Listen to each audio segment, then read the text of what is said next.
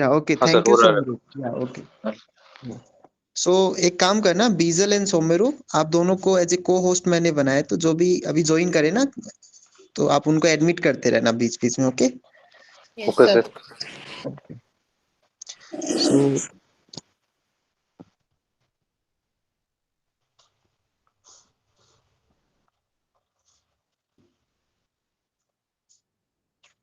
Okay, so should we start the class और wait करें थोड़ा, और कुछ और भी ज्वाइन हो रहे हैं क्या? चलो एक काम करते, 5 मिनट और वेट कर लेते हैं, और जिनको ज्वाइन होना है तब तक के लिए आप लोग बताइए, ऐसा कोई है जिन्होंने फर्स्ट टाइम ज्वाइन किया है क्लास को आज? एनीवन?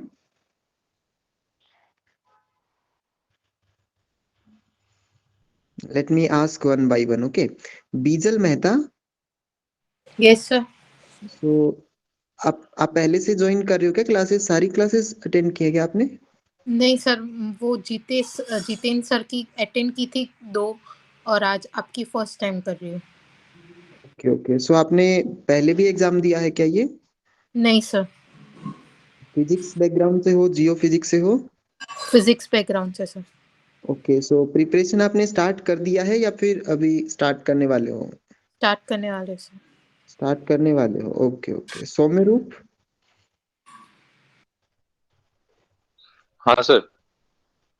फिजिक्स से हो या जियो फिजिक्स बैकग्राउंड से हो आप? फिजिक्स से सर। फिजिक्स से हो, ओके। प्रीवियस ईयर में दिया है क्या आपने एग्जाम ये? नहीं सर, इस ईयर फर्स्ट है। एमएससी कब कंप्लीट हुआ आपका? सर एमएससी 20, हाँ 2020। 2020 में, okay. So Bijal, are you able to admit this? या ओके। सो सौम्यरूप, आपने पहले भी क्लासेस ली है क्या? हाँ सर, आपका पहले का जो इंट्रोडक्शन क्लास था वो 2-3 किया था मैंने, बीच का 3-4 क्लास शायद मिस हुआ था मेरा। Okay okay, sir so preparation कैसी चल रही है, थोड़ा आइडिया बताओ। हाँ सर, अभी तो मैं सर करंट अफेयर्स वो सब जनरल पेपर के लिए पढ़ रहा हूँ, और यहाँ पर ओके, जो थोड़ा होता है जियो फिजिक्स का। जियो फिजिक्स, तो क्या कुछ कवर किया जियो फिजिक्स एंड फिजिक्स में? उस दिन सर आपने जो कहा था रिमोट सेंसिंग का एक पीडीएफ दिया था आपने, जो introduction of remote sensing. Okay हाँ सर, वो थोड़ा पढ़ा था, और जो लाइब्रेरी का फर्स्ट चैप्टर है, ओके। वो जो प्लैनेट प्लैनेट वगैरह, वो थोड़ा हुआ है अभी। सो आपको कैसा लगा, मतलब हार्ड लगा या थोड़ा ठीक ठाक था जियो फिजिक्स प्रिपेयर करना? अ- अभी तक तो इजी लग रहा है, मगर इजी लग रहा है? एक्चुअल में इजी ही होता है, ओके। अगर आप कंटिन्यूअस तैयारी करोगे तो इतना ज्यादा हार्ड नहीं होने वाली है चीजें, राइट? या अच्छा sir. Okay okay. Akanksha, Aravali, yes sir. Yeah Akanksha, आप फिजिक्स बैकग्राउंड से हो ना?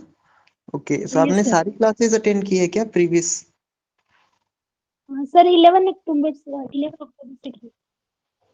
ओके ओके, एंड प्रिपरेशन के रिगार्डिंग कैसी चल रही है, कुछ अप डाउन्स आ रहे हैं क्या? सर प्रिपरेशन फिजिक्स तो मतलब मैं कर रही हूँ, साथ में नेट गेट के क्वेश्चन सोल्व कर रही हूँ सर। ओके और जियो फिजिक्स के अंदर मतलब जो बेसिक बेसिक है ना, मतलब एक रीडिंग तो थोड़ा थोड़ा टॉपिक की नॉर्मल नॉर्मल इंट्रोडक्शन की तो लगाती है, बट इतना अभी याद नहीं हुआ।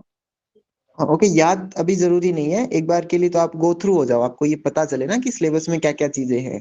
जैसे आपका प्रीलिम्स का एग्जाम आएगा, तब चीजें आपको एकदम प्रेशर बढ़ेगा ना एग्जाम का, तब चीजें याद होने लगेगी। तो आपको जियो फिजिक्स कैसे पढ़ने में इजी लग रहा है या फिर कुछ डिफिकल्टीज आ रही है, सर या फिर मतलब ऐसा है ऐसे कि ऐसे तो हाँ जो बोलिए। पार्ट है ना थोड़ा फिजिक्स से रिलेटेड लगता है ना, वो तो इजी लगता है। जैसे ओके ग्रेविटेशन है और सोलर सिस्टम वगैरह है ना, थोड़ा वो तो ओके, इजी लगता है। और जिसमें कुछ नया आ जाता है ना, वो वो ऐसे थोड़ा सा टिपिकल, मतलब ज्यादा नहीं है। हाँ सही तो उसका सिंपल, हाँ बोलिए। टर्मिनोलॉजी है ना, वो वर्ड मतलब याद नहीं रहते, बाकी और हाँ ऐसे इंटरेस्टिंग है।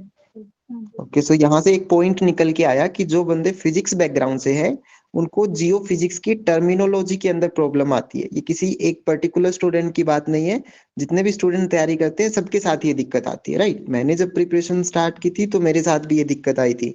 बहुत सारी टर्मिनोलॉजी है, प्लेट टेक्टोनिक क्या होता है, राइट? इस तरह की बहुत सारी टर्मिनोलॉजी है जिसमें अपने को प्रॉब्लम आती है। एक सिंपल सा तरीका है इसका, एक अलग से अपनी डायरी या फिर नोटबुक ले लो, जब भी आप अभी प्रिपरेशन कर रहे हो जितने भी टर्मिनोलॉजीज आ रहे हैं सबको लिखते जाओ। Getting my point? जैसे टर्मिनोलॉजी आई प्लेट टेक्टोनिक, उसको अपने नोट्स में लिखो, प्लेट टेक्टोनिक्स, गूगल पे जाओ सर्च करो कि प्लेट टेक्टोनिक्स क्या होता है, उसका 1 और 2 लाइन में समरी लिख दो वहां पे। Getting my point? जैसे आप दूसरा चैप्टर पढ़ रहे हो, कोई और टर्मिनोलॉजी आपके दिमाग में आई तो उसको वहां पे लिख लो अपने नोट्स में, गूगल पे जाओ सर्च करो, उसका 1 और 2 लाइन में शॉर्ट में, ऐसा कि अपने को समझ में आ जाए क्या टर्मिनोलॉजी है। Getting my point? तो ये आपका मेंस के अंदर भी हेल्प करेगा ये नोट्स, और इंटरव्यू के टाइम पे भी हेल्प करेगा। Is it clear? यस और no please? Yes sir. Yes sir. Okay, so ये एक चीज ध्यान में रखना, अगर अभी से नोट्स नहीं बनाए हैं तो एक अलग से नोट्स ले लो, एक अलग से बुक ले लो, नोटबुक ले लो, उसमें टर्मिनोलॉजी ही लिखो सिर्फ। ओके, जितनी भी टर्मिनोलॉजी आपके दिमाग पढ़ते टाइम पे आती है उनको लिखते रहो उसमें। ओके, या okay. अराब Ali,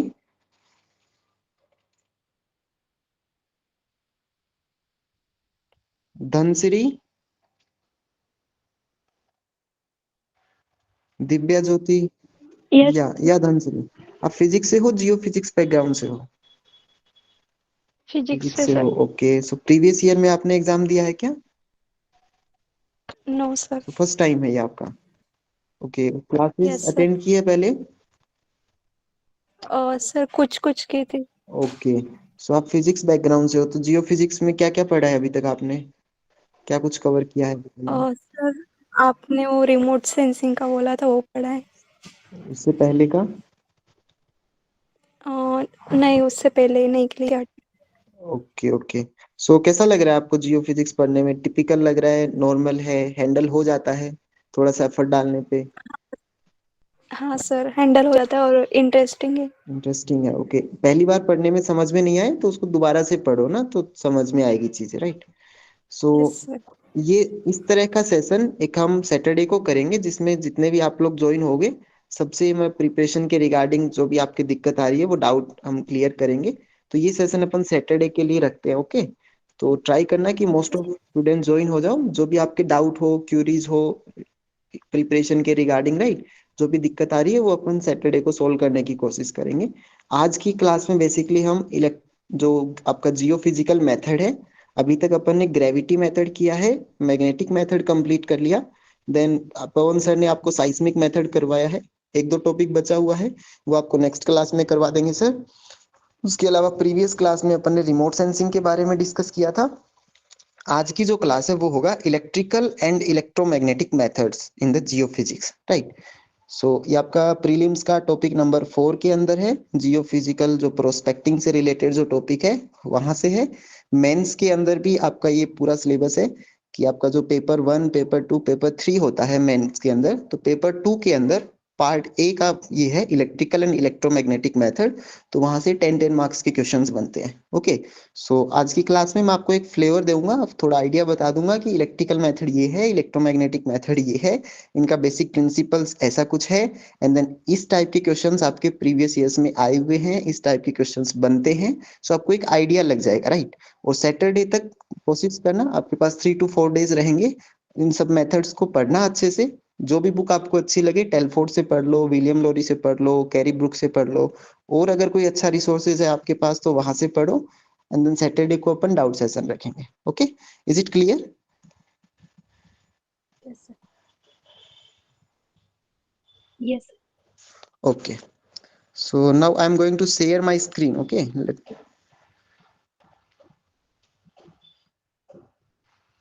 Is it visible? Yes sir. Okay, okay.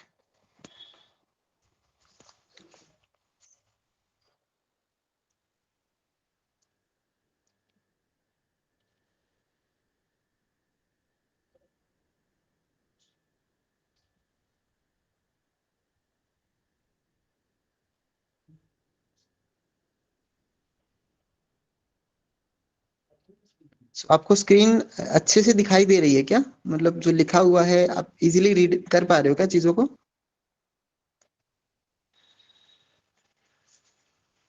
Yes और नो बता दीजिए एक बार, देन अपन कंटिन्यू करते हैं क्लास को। ओके, नहीं हो रहा, देन अभी देखिए अभी कैसा लग रहा है? यस सर, ये विजिबल है। Yes sir. हाँ सर ये ठीक है। ये बेटर है। ओके, सो देखो ये आपका प्रीलिम्स का सिलेबस है, राइट।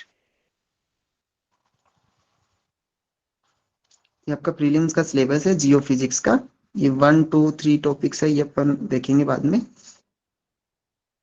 तो आज का जो अपना मेन टॉपिक है वो यहाँ से है, टॉपिक नंबर 4 है, जियो फिजिकल प्रोस्पेक्टिंग वाला टॉपिक रहेगा, elements of Jio physical method. तो आज की क्लास में अपन क्या क्या बात करेंगे, प्रिंसिपल क्या है, डाटा रिडक्शन कैसे करते हैं, एंड एप्लीकेशन क्या है। किसकी बात करेंगे, इलेक्ट्रिकल मेथड की एंड देन इलेक्ट्रोमैग्नेटिक मेथड की। ओके, ग्रेविटी मेथड अपन ने पहले डिस्कस किया है, मैग्नेटिक मेथड भी अपन ने डिस्कस किया है, राइट। वेल लॉगिंग की क्लास पवन सर ने ली होगी शायद, अगर नहीं ली है तो इन फ्यूचर आपकी क्लास हो जाएगी। आज अपन basically principle, data reduction and applications की बात करेंगे, only electrical and electromagnetic method की। तो ये क्लियर हुआ ना आपको, अपन सिलेबस का कौन सा पोर्शन कवर कर रहे हैं, यस और नो प्लीज। Yes sir. हाँ, तो अब बीच बीच में यस और नो बोलते रहना, वरना मुझे लगेगा कि सब लोग सो गए, मैं ऐसे ही बोल रहा हूँ। ओके,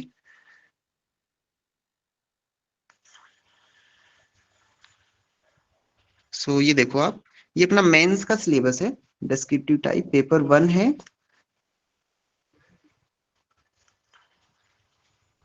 आपका पेपर 2 है। जो आपका पेपर 2 है इसका पार्ट है, देखो A1 A2, ये A2 वाला जो पार्ट है, राइट। तो यहाँ से अपना बेसिक सिलेबस है। प्रीलिम्स के अंदर भी टॉपिक नंबर 4 से ये सिलेबस है, और जो आपका मेंस के अंदर भी काम आने वाला है, इलेक्ट्रिकल एंड इलेक्ट्रोमैग्नेटिक मेथड। इसके अंदर क्या क्या चीजें, एक बार जब अपन मेंस का सिलेबस देखोगे तो आपको बहुत सारी टर्म्स दिमाग में आएगी, ठीक है। देखो क्या क्या टर्म्स है इसके अंदर। पहला टॉपिक है electrical properties of rocks and minerals.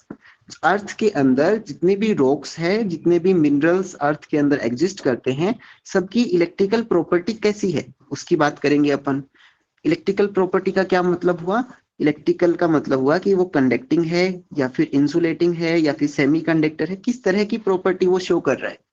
Okay, so electrical property की अपन बात करेंगे, रॉक्स की, मिनरल्स की। कौन सा रॉक इंसुलेटर की तरह बिहेव कर रहा है, कौन सा रॉक कंडक्टर की तरह बिहेव करता है, कौन सा रॉक सेमीकंडक्टर की तरह बिहेव करता है, and similarly for the minerals. Okay, तो ये अपना पहला टॉपिक है।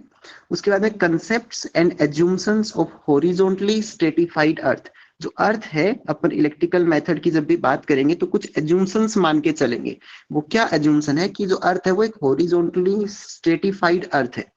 क्या होता है ये, इसके बारे में अपन आगे डिस्कस करेंगे। तो एक बेसिक सी चीज है कि इलेक्ट्रिकल एंड इलेक्ट्रोमैग्नेटिक मेथड की जब भी बात करते हैं तो अपना बेसिक एज्यूम्शन क्या रहने वाला है कि जो अर्थ है वो एक हॉरिजॉन्टली स्ट्रेटिफाइड की तरह बिहेव कर रही है। ये क्या होता है ये अपन आगे डिस्कस करेंगे। ओके, उसके बाद देखो क्या है, एनिसोट्रोपी। आप लोगों ने नाम सुना होगा आइसोट्रोपी का। Anyone, anisotropy and isotropy, yes और no please. Yes sir, solid में।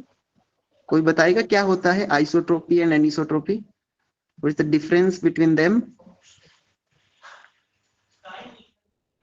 Sir, when we measure any property and that is same from all direction, that is isotropy, and when the value is different from different direction, then it is known as anisotropy. या good good, क्या नाम है आपका। Akanksha. आकांक्षा। Okay, देखो isotropy Ramdev. में क्या, हाँ sir. Okay, isotropy में क्या होता है कि जो प्रॉपर्टीज है ऑल डायरेक्शंस में सेम रहती है। एनिसोट्रोपी में प्रॉपर्टीज डिफरेंट होती है। तो अपन बात करेंगे एनिसोट्रोपी की, और इसका इफेक्ट क्या हो रहा है, and its effect on the electrical field. जो अर्थ का जो इलेक्ट्रिकल फील्ड है उसके ऊपर अर्थ के ऐसे जो एनिसोट्रोपी है उसका क्या इफेक्ट हो रहा है। तो ये आपका एक टॉपिक है। उसके अलावा geoelectric and geological sections. Okay, geoelectric का क्या मतलब हुआ, इलेक्ट्रिसिटी, और जियो का मतलब अर्थ। जो अर्थ के अंदर जो इलेक्ट्रिसिटी जनरेट हो रही है उसकी अपन बात करेंगे। एंड देन जो जियोलॉजिकल सेक्शंस है, जो अर्थ के जो जियोलॉजिकल फील्ड है उनकी बात करेंगे कि अलग अलग जियोलॉजिकल साइट्स के ऊपर कैसी इलेक्ट्रिसिटी एंड इलेक्ट्रोमैग्नेटिक मेथड कैसे कैसे वर्क करता है, राइट। तो ये सब चीजें अपन यहाँ पे डिस्कस करेंगे। उसके बाद में देखो क्या है इसके अंदर, DC resistivity method. Okay, so ये एक मेथड है, बहुत ही इंपॉर्टेंट मेथड है। प्रीलिम्स के अंदर 1 लाइनर क्वेश्चन बनेगा कि आपका जो डीसी रेजिस्टिविटी मेथड है उसका बेसिक प्रिंसिपल क्या है, राइट। उसके अंदर आप क्या एज्यूम्शन मान के चलते हो, अगर रेजिस्टिविटी मेथड के अंदर कोई फॉर्मूला है तो वहां से एक क्वेश्चन बन जाएगा। मेंस के अंदर क्वेश्चन बनेगा कि 10 मार्क्स का बनेगा कि डीसी रेजिस्टिविटी मेथड को एक्सप्लेन करना होता है।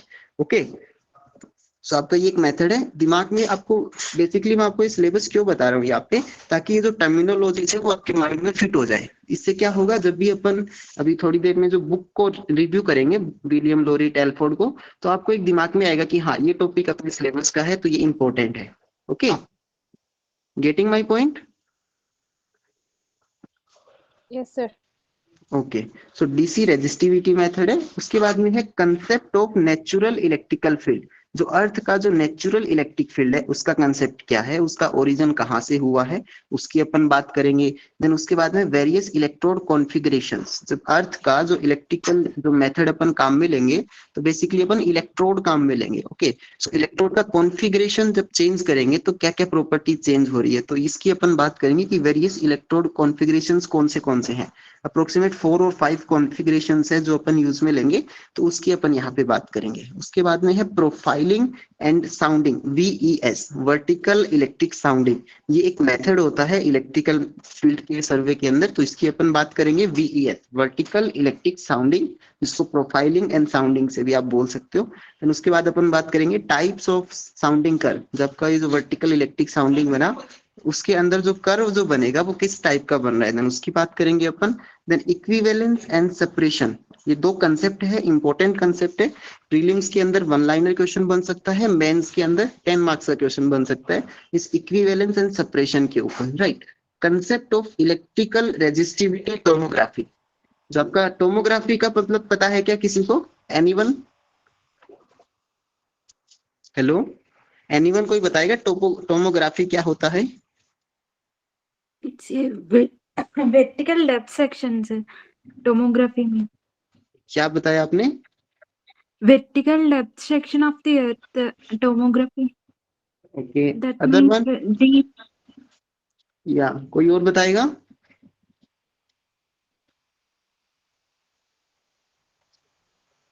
एटलीस्ट यस और नो तो बोल सकते हो ना?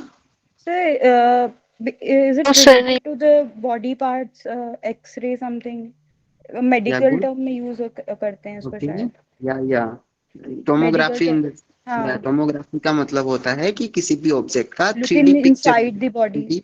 या 3D ऑब्जेक्ट किस मेथड से अपन यूज करते हैं, तो वो उसकी अपन बात करेंगे। Concept of electrical resistivity tomography, जो एक्सरे जो अपन लेते हैं उसमें तो एक्सरे यूज करते हैं, यहाँ पे जो टोमोग्राफी है उसमें अपन इलेक्ट्रिकल रेजिस्टिविटी मेथड को काम में लेंगे। ओके, सो ये कुछ चीजें हैं, इसको ध्यान में रखना। ये टर्मिनोलॉजी अपने दिमाग में फिट करते चलो, ठीक है। तो कुछ चीजें यहाँ से कवर अप होती चलेगी। उसके बाद है SP मेथड, इसको बोलते हैं self potential method, spontaneous polarization method. Okay, तो ये एक बहुत ही इंपॉर्टेंट मेथड है। यहाँ से प्रीलिम्स के अंदर एक कंफर्म क्वेश्चन बनता है, मेंस के अंदर एक या तो 10 मार्क्स का या 15 मार्क्स का क्वेश्चन बनता है यहाँ से। ओके, तो ये आपको इंपॉर्टेंट ध्यान रखना है कि SP मेथड क्या है। आगे अभी अपन बात करेंगे क्या होता है SP मेथड। इस SP मेथड के अंदर क्या क्या चीजें अपने को ध्यान में रखनी है। देखो SP मेथड के अंदर ओरिजिन कैसे होता है, origin of SP method, application क्या है SP मेथड सर्वे का, तो ये एक टॉपिक है SP method. Okay, self potential method इसको बोलते हैं, सेल्फ। ओके, उसके बाद देखो इंड्यूस्ड पोलराइजेशन मेथड है, ये दूसरा मेथड है। IP मेथड जिसको बोलते हैं, ये SP मेथड है, ये IP मेथड है जिसको अपन ने बोला इंड्यूस्ड पोलराइजेशन मेथड। इसके अंदर भी अपन बात करेंगे कि इसका ओरिजिन कैसे हुआ है। इसमें 2-3 टर्म्स होती है जिसको अपन बोलते हैं membrane and electrode polarization. Okay, पहला है मेम्ब्रेन पोलराइजेशन, एक है इलेक्ट्रोड पोलराइजेशन। उसके बाद जब अपन ये जो इंड्यूस्ड पोलराइजेशन मेथड का कुछ डेरिवेशन टाइप या जो कंसेप्ट को समझते हैं, तो अपन 2 वे में इसको कर सकते हैं। एक होता है टाइम डोमेन में करते हैं चीजों को, एक डेरिवेशन करते हैं फ्रीक्वेंसी डोमेन में। तो इन दोनों के बारे में अपने को देखना पड़ेगा कि टाइम डोमेन क्या है एंड देन फ्रीक्वेंसी डोमेन क्या है, frequency domain of measurement. Okay, and then IP method के अंदर ही IP मेथड के अंदर कुछ टर्मिनोलॉजीज होती है जिसको बोलते हैं चार्जेबिलिटी। बहुत इंपॉर्टेंट है, प्रीलिम्स के अंदर 100% क्वेश्चन आता है इसके ऊपर, चार्जेबिलिटी के ऊपर, राइट। इसमें एक फॉर्मूला है, वहां से क्वेश्चन बन जाता है। चार्जेबिलिटी यूनिट क्या है, इसके ऊपर क्वेश्चन बन जाता है। तो ये ध्यान रखना है आपको। मेंस के अंदर भी बहुत बार क्वेश्चन बनता है कि चार्जेबिलिटी के ऊपर। ये पहला क्वेश्चन यही पूछ लेगा कि chargeability is related with which of the following method, SP method, IP method, resistivity method. समझ रहे हो? तो इसका आंसर क्या होगा? IP method. तो इस टाइप के क्वेश्चंस भी बन जाते हैं। उसके बाद एक टॉपिक होता है परसेंटेज फ्रीक्वेंसी इफेक्ट, PFE जिसको बोलते हैं, PFE। तो ये आपके प्रीलिम्स के लिए इंपॉर्टेंट टर्मिनोलॉजी। चार्जेबिलिटी इंपॉर्टेंट है, परसेंटेज फ्रीक्वेंसी इफेक्ट इंपॉर्टेंट है, ऐसी एक टॉपिक है मेटल फैक्टर, ये भी बहुत इंपॉर्टेंट है, प्रीलिम्स के अंदर क्वेश्चन बनता है, मेंस के अंदर पूछा जाता है। अभी जो मेंस का एग्जाम हुआ था 2022 वाला, उसमें क्वेश्चन पूछा था कि एक्सप्लेन द फॉलोइंग टर्म्स, 10 या 15 नंबर का क्वेश्चन था वो, कि explain the following terminology with respect to IP method. तो उसमें दिया हुआ था सबसे पहले chargeability, percentage frequency effect, metal factor, कि इन तीनों को आपको एक्सप्लेन करना था क्या होता है। और यही क्वेश्चन आपके प्रीलिम्स में पूछ लिया इस बार, चार्जेबिलिटी के ऊपर क्वेश्चन, मेटल फैक्टर के ऊपर क्वेश्चन। तो ये इंपॉर्टेंट टॉपिक है जो आपको ध्यान में रखना है। उसके बाद है कि आईपी मेथड है तो उसका एप्लीकेशन कहाँ कहाँ पे है, एप्लीकेशन ऑफ आईपी सर्वे कहाँ कहाँ पे एप्लीकेशन है, देखो इसका इन द मिनरल एक्सप्लोरेशन के अंदर कैसे इसको यूज में लेते हैं आईपी मेथड को। ओके, ये चीज क्लियर हुई ना आपको। ये तो एक एसपी मेथड है, origin and application of SP survey. यहाँ से फिर है इंड्यूस्ड पोलराइजेशन। इंड्यूस्ड पोलराइजेशन का ओरिजिन कैसे हुआ, मेम्ब्रेन और इलेक्ट्रोड पोलराइजेशन क्या होता है, टाइम एंड फ्रीक्वेंसी इफेक्ट क्या होता है, चार्जेबिलिटी क्या होता है, परसेंटेज फ्रीक्वेंसी इफेक्ट क्या होता है, मेटल फैक्टर क्या होता है, और उसकी एप्लीकेशंस क्या है इन द मिनरल एक्सप्लोरेशन। तो ये पूरा आपका एक आईपी मेथड के ऊपर एक टॉपिक हो गया। ओके, उसके बाद देखो क्या है इसमें, अब ये पूरा का पूरा इलेक्ट्रिकल मेथड है। ओके, यहाँ तक का पूरा इलेक्ट्रिकल मेथड हो गया। उसके बाद आता है आपको इलेक्ट्रोमैग्नेटिक मेथड। तो इलेक्ट्रोमैग्नेटिक मेथड 2 टाइप के हैं, एक होता है पैसिव मेथड, एक होता है एक्टिव सोर्स मेथड। जैसा अपन ने रिमोट सेंसिंग में पढ़ा था ना, एक्टिव एंड पैसिव सेंसर्स होते हैं, एक्टिव एंड पैसिव सोर्सेस होते हैं, ऐसे ही अपने एक्टिव एंड पैसिव सोर्सेस है इलेक्ट्रोमैग्नेटिक मेथड की। उसके बाद अपन बात करेंगे डिफ्यूजन इक्वेशन की, देन वेव इक्वेशन की बात करेंगे, देन डैम्प्ड वेव इक्वेशन की बात करेंगे। तो ये तीनों टर्मिनोलॉजी काम आएगी अपने used in this electromagnetic method. तो इलेक्ट्रोमैग्नेटिक मेथड में 3 एक तरीके की इक्वेशन काम आती है, diffusion equation, wave equation, damped wave equation. तो कहाँ पे काम आएगी, कौन से केस में किसको यूज में करना है, उसकी अपन बात करेंगे। ओके, देन उसके बाद देखो इसमें क्या है, बाउंड्री कंडीशन। तो आप लोगों ने इलेक्ट्रोमैग्नेटिक वेव के लिए बाउंड्री कंडीशन पढ़ी होगी, राइट। तो उसकी अपन बात करेंगे। स्किन डेप्थ क्या होता है, ये सारे फिजिक्स के टॉपिक आ गए थोड़े। Depth of investigation and depth of penetration क्या होता है, इसकी अपन बात करेंगे। बहुत इंपॉर्टेंट है, प्रीलिम्स के अंदर क्वेश्चन आएगा, मेंस के अंदर 100% क्वेश्चन आएगा, राइट।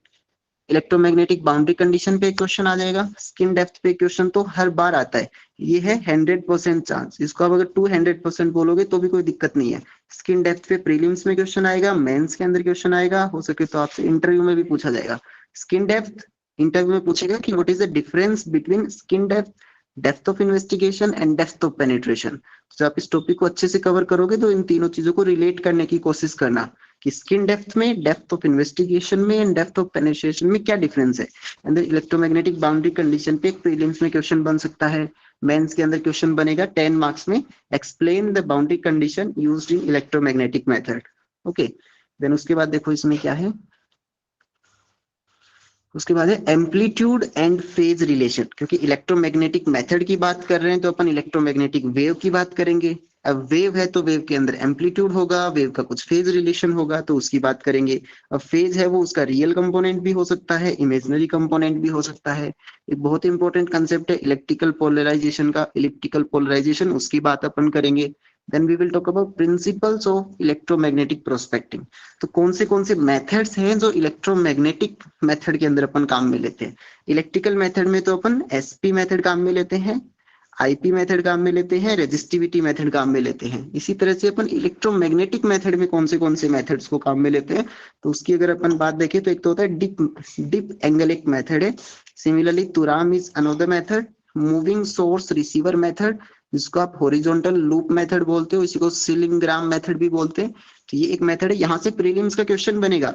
डिप एंगल पे एक क्वेश्चन बनेगा, तुराम पे दूसरा क्वेश्चन बनेगा, इस सिलिंग्राम पे तीसरा क्वेश्चन बनेगा।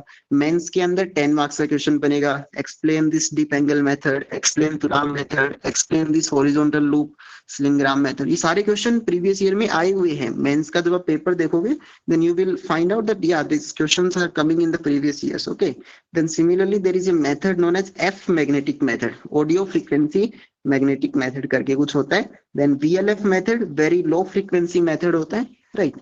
then we will talk about principle of time domain। time domain के अंदर एक मेथड होता है इनपुट मेथड, then ये एक इंपॉर्टेंट मेथड है। इलेक्ट्रोमैग्नेटिक प्रोफाइलिंग एंड साउंडिंग, उसकी बात करेंगे अपन। देन इंटरप्रिटेशन करेंगे इलेक्ट्रोमैग्नेटिक एनामोलीज की, अर्थ के ऊपर अलग अलग जगह पे किस तरह की एनामोलीज है in the sense of electromagnetic method, तो उसकी इस सिलेबस के अंदर कुछ टॉपिक्स है। Then principle of electromagnetic scale model, तो ये थोड़ा सा टर्मिनोलॉजी अपने दिमाग में रखो, ताकि जब अपन बुक को जब भी आप पढ़ोगे देन आपके दिमाग में रहेगा कि ये टॉपिक अपने सिलेबस में है, देन इंपॉर्टेंट टॉपिक है। देन एक बहुत ही इंपॉर्टेंट क्वेश्चन बनता है मेंस के अंदर, 10 to 15 मार्क्स का क्वेश्चन बनता है मैग्नेटोटेल्यूरिक मेथड के ऊपर, राइट। एंड देन प्रीलिम्स के अंदर 1 मार्क्स वो 1 क्वेश्चन बनेगा मैग्नेटोटेल्यूरिक मेथड पे, कुछ भी आपसे प्रिंसिपल पूछा जा सकता है। मैग्नेटोटेल्यूरिक मेथड का बेसिक प्रिंसिपल क्या है, कौन सा फिजिकल प्रिंसिपल आप काम में लेते हो, अगर उसके अंदर कोई फेज रिलेशन का कुछ फॉर्मूला है तो उसके ऊपर क्वेश्चन बन सकता है, राइट। मैग्नेटोटेल्यूरिक मेथड का ओरिजिन कैसे होता है, देन उसके कैरेक्टरिस्टिक्स क्या है मैग्नेटिक फील्ड के, then instrumentation, transverse electric and transverse magnetic modes, ये पूरा मैग्नेटोटेल्यूरिक मेथड चल रहा है, ये इसके अंदर की चीजें हैं। देन स्टैटिक शिफ्ट क्या होता है, right. Dimensionality and directionality analysis क्या होता है, field layout and interpretation of magnetotelluric data and its application. And then उसके बाद एक टॉपिक आता है principle of ground penetrating radar, बहुत इंपॉर्टेंट क्वेश्चन बनता है, 10 मार्क्स का क्वेश्चन। ऐसे मानो कि 100% चांस होता है मेंस के अंदर आने का कि explain this principle of ground penetrating radar, और आपका प्रीलिम्स के अंदर क्वेश्चन बनेगा, यहाँ से 1 से 2 क्वेश्चन बनता है जीपीआर मेथड के ऊपर। Okay, so is it clear to everyone what are the topics which we have to cover in the electrical and electromagnetic method? आपको एक आइडिया मिला क्या, एक फ्लेवर मिला क्या कि हाँ ये कुछ चीजें हैं अपने को कवर करनी है इसमें?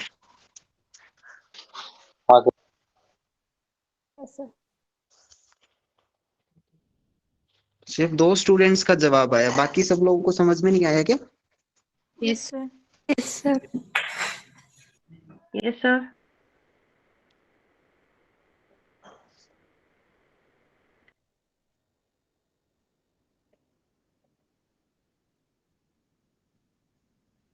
क्योंकि सो सबको क्लियर है सब चीजें, मधुमिता, जयश्री, जयेश, सनिका, सयोन, शेफाली, सोमापाल, सैदा, वॉइस बहुत ब्रेक हो रहा है बीच बीच में। क्या बोल रहे हो?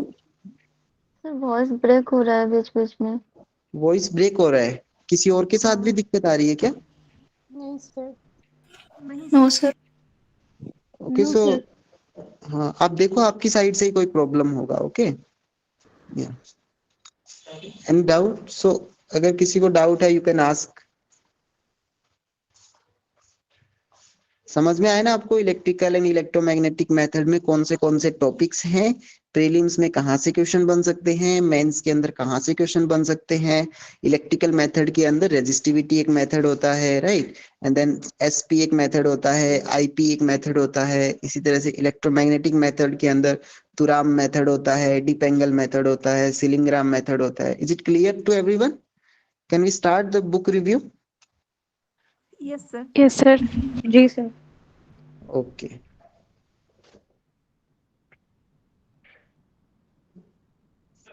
सो सबसे पहले अपन चलते हैं विलियम लोरी की बुक में। ओके, विलियम लोरी की बुक का आपको चैप्टर नंबर 10 मिलेगा, जियो इलेक्ट्रिसिटी के ऊपर। इसके अंदर इंट्रोडक्शन है, देन इलेक्ट्रिकल प्रिंसिपल क्या क्या है, अपने फिजिक्स के कौन से प्रिंसिपल है जो इस मेथड में काम आएंगे, देन अर्थ की इलेक्ट्रिकल प्रॉपर्टीज क्या क्या है, राइट। अर्थ की कौन सी रॉक कैसे बिहेव करती है, वो टॉपिक था ना अपने मेंस के सिलेबस में, electrical properties of rocks and mineral, तो वहां से ये टॉपिक रिलेट होगा। उसके बाद में नेचुरल पोटेंशियल एंड करंट्स, अर्थ के अंदर कौन से नेचुरल पोटेंशियल। ओके, अभी दिखाई दे रहा है क्या आपको? अभी ठीक है? Yes sir. Yes, sir. Okay, right. So natural potential and currents उसकी बात करेंगे। देन देखो ये टॉपिक है ना रेजिस्टिविटी सर्वे, रिलेट कर पा रहे हो क्या, कहाँ से टॉपिक आया है ये? यस और no? Yes, sir. Yes, sir. Syllabus में मेंशन है तो इंपॉर्टेंट टॉपिक है, ध्यान रखना है। इलेक्ट्रिकल मेथड का है। उसके बाद में अपन बात करेंगे इलेक्ट्रोमैग्नेटिक सर्वे की, राइट। इलेक्ट्रिकल कंडक्टिविटी क्या है अर्थ के अंदर, इन सब चीजों की बात करेंगे। तो ये अपना चैप्टर नंबर 1 है, बेसिक चैप्टर नंबर 10 है। ओके, सो देखते हैं कहाँ पे है ये।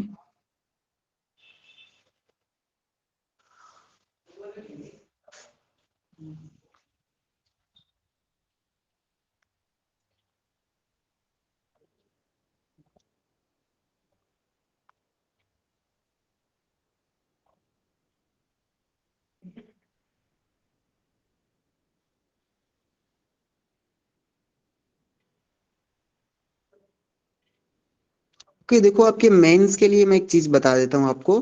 जो आपकी जो विलियम लोरी की बुक है उसमें हर चैप्टर के बाद में कुछ रिव्यू क्वेश्चंस गिवन है, दिखाई दे रहे क्या आपको? Yes, sir. हाँ, जैसे चैप्टर नंबर 9 है तो इसके अंदर कुछ रिव्यू क्वेश्चंस है, तो मेंस के अंदर बहुत बार यहीं से क्वेश्चन बन जाते हैं, तो इनको थोड़ा सा ध्यान में रखना। इन क्वेश्चन जब जब आप मेंस की तैयारी करोगे तो ये क्वेश्चंस आपके एग्जाम मॉक टेस्ट मॉक जो प्रैक्टिस करोगे तो वहां पे काम आएंगे, राइट? जैसे ओके, सो इनको देखेंगे अपन बाद में।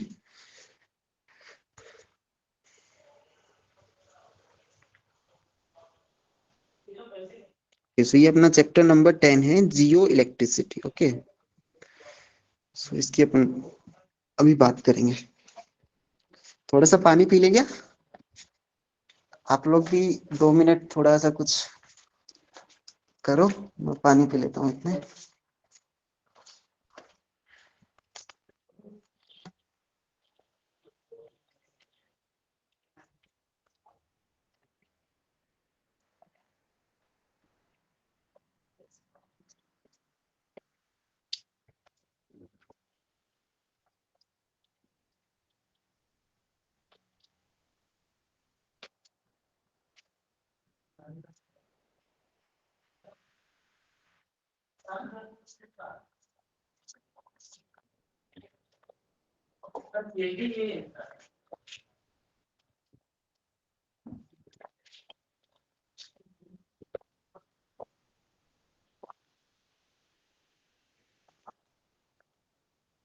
ओके, सो स्टार्ट करें?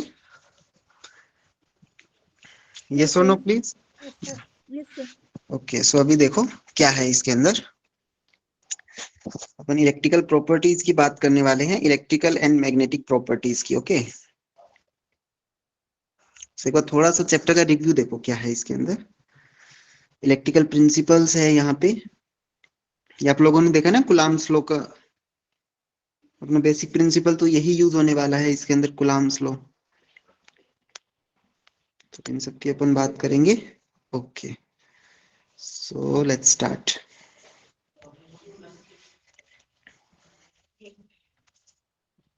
देखो क्या लिखा हुआ है यहाँ पे, the rock and mineral that make up the earth crust and mental.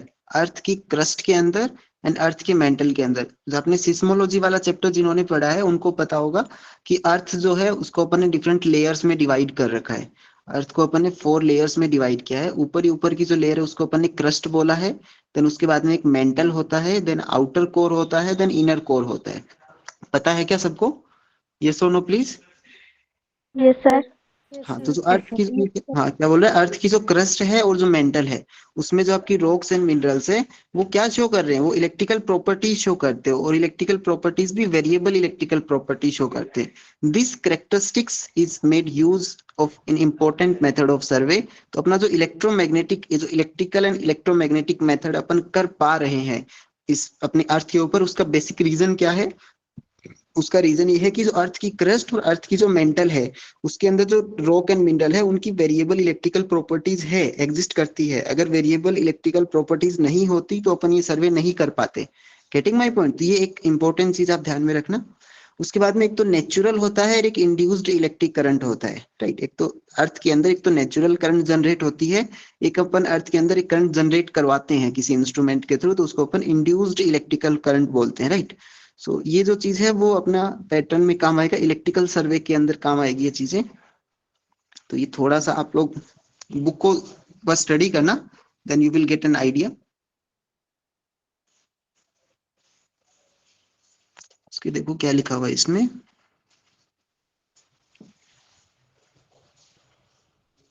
Okay, anyone trying to, I think admit, आप एडमिट कर दो उनको। ओके ओके, देखो इस मेथड में अपन क्या करेंगे बेसिकली।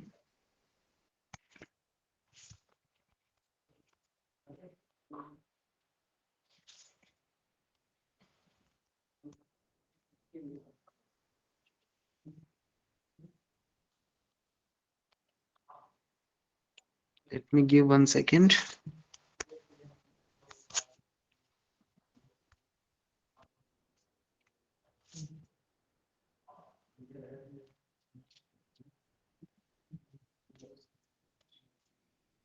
कहाँ चला गया वो?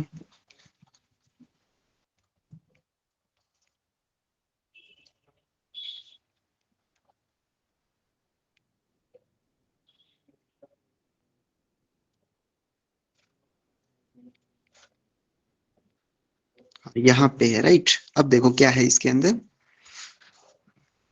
ओके देखो, we describe how this can be use to locate, जो आपका इलेक्ट्रिकल रेजिस्टिविटी पैटर्न है उसको अपन कैसे यूज में ले सकते हैं, to locate anomalous region with mineral enrichment or that have environmental importance. Okay, electromagnetic method को भी अपन काम में लेंगे। Electromagnetic method employed on the ground and from the air. तो इलेक्ट्रोमैग्नेटिक मेथड को अपन ग्राउंड से भी काम में लेते हैं और एयर से भी काम में लेते हैं। और पर्टिकुलरली इंपॉर्टेंट कहाँ पे इंपॉर्टेंट यूज है इनका? मिनरल एक्सप्लोरेशन के अंदर बहुत ज्यादा यूज है इनका, तो ये चीज ध्यान रखना आप। ग्राउंड पेनिट्रेटिंग रेडार, ये अपने सिलेबस में था क्या ये टॉपिक मेंस के अंदर? यस और नो? Yes sir. रिलेट कर पा रहे हो ना? जो मेंस का जो लास्ट टॉपिक है वहां पे ग्राउंड पेनिट्रेटिंग रेडार। तो ग्राउंड पेनिट्रेटिंग जो रेडार है वो एक इंपॉर्टेंट टूल है किसके लिए? इन्वायरमेंटल एंड आर्कियोलॉजिकल रिसर्च के लिए। दीज मेथड, ये एक इंपॉर्टेंट चीज ध्यान रखना, प्रीलिम्स के लिए क्वेश्चन बन सकता है। दीज मेथड्स आर लिमिटेड, ये जो आपका इलेक्ट्रिकल एंड इलेक्ट्रोमैग्नेटिक मेथड है लिमिटेड है to the top 100 metre of the crust. सिर्फ क्रस्ट के ऊपर के 100 मीटर तक ही अपन ये सर्वे कर सकते हैं। लेकिन जो आपका ये जो आपका मैग्नेटो टेल्यूरिक मेथड है, ये टर्म भी आया था क्या अपने मेंस के सिलेबस में? तो रिलेट कर Yes, पा रहे हो sir. ना चीजों को? या तो आपका जो मैग्नेटो टेल्यूरिक मेथड है can probe deeper into the lithosphere and mental. तो आप लोगों ने विलियम लोरी का फर्स्ट चैप्टर पढ़ा होगा, तो उसके अंदर होगा ना, क्रस्ट है, देन लिथोस्फेयर होता है, एस्थेनोस्फेयर होता है, फिर उसके बाद मेंटल होता है, आउटर कोर होता है, इनर कोर होता है। तो ये ध्यान रखना कि जो इलेक्ट्रिकल और इलेक्ट्रोमैग्नेटिक मेथड है ये आपके क्या है, बेसिकली 100 मीटर्स तक क्रस्ट के ऊपर आपका कवर करेंगे। मैग्नेटो टेल्यूरिक मेथड है वो ज्यादा डीप में कवर कर पाता है, deeper into the lithosphere and mental तक भी जा पाता है, राइट। ये चीज ध्यान रखना। High frequency variation of magnetic field induce current in the solid earth and in the ocean, delivering valuable information about the electrical conductivity in the upper mantle। तो यहाँ से आपका प्रीलिम्स का एक क्वेश्चन ये बना कि अगर आपको अर्थ के अंदर मेंटल और लिथोस्फीयर तक का अगर आपको इलेक्ट्रिकल फील्ड का सर्वे करना है तो आप कौन सा मेथड काम में लोगे? Anyone please? Then you will use the magnetotelluric method, okay? And then crust पे 100 meters तक करना है, then बाकी जो मेथड है उनको आप यूज में ले सकते हो, ओके। अब हाई फ्रीक्वेंसी के जो वेरिएशंस होते हैं इन द मैग्नेटिक फील्ड, अपन ने मैग्नेटिक फील्ड वाला चैप्टर पढ़ा था, उसमें था कि मैग्नेटिक फील्ड में वेरिएशन होता है। अब ये जो वेरिएशन होता है अगर वो हाई फ्रीक्वेंसी वेरिएशन है तो उसकी वजह से करंट इंड्यूस होती है। कहाँ पे करंट इंड्यूस होगी? सॉलिड अर्थ के अंदर एक करंट इंड्यूस होगी एंड ओशियन के अंदर होगी। यहाँ से अपने को एक इंफॉर्मेशन मिलेगी किसके बारे में? इलेक्ट्रिकल कंडक्टिविटी, जो अपर मेंटल की जो इलेक्ट्रिकल कंडक्टिविटी है उसका अपन थोड़ा सा देख सकते हैं, ओके। तो ये चीजें आप लोग इनको 2-3 बार जब स्टडी करोगे then it will be better for you, okay. Then यहाँ पे जो इंट्रोडक्शन जो पार्ट है उसके अंदर सिर्फ बेसिक फिजिक्स दिया हुआ है कि जो इलेक्ट्रिकल चार्ज है वो फंडामेंटल प्रॉपर्टी होता है नेचर का, इलेक्ट्रिक चार्ज का जनरेशन कहाँ पे हुआ। तो आप ये इंट्रोडक्शन वाले पार्ट को स्किप कर सकते हो, ओके। यहाँ से अपना कोई क्वेश्चन नहीं बनेगा।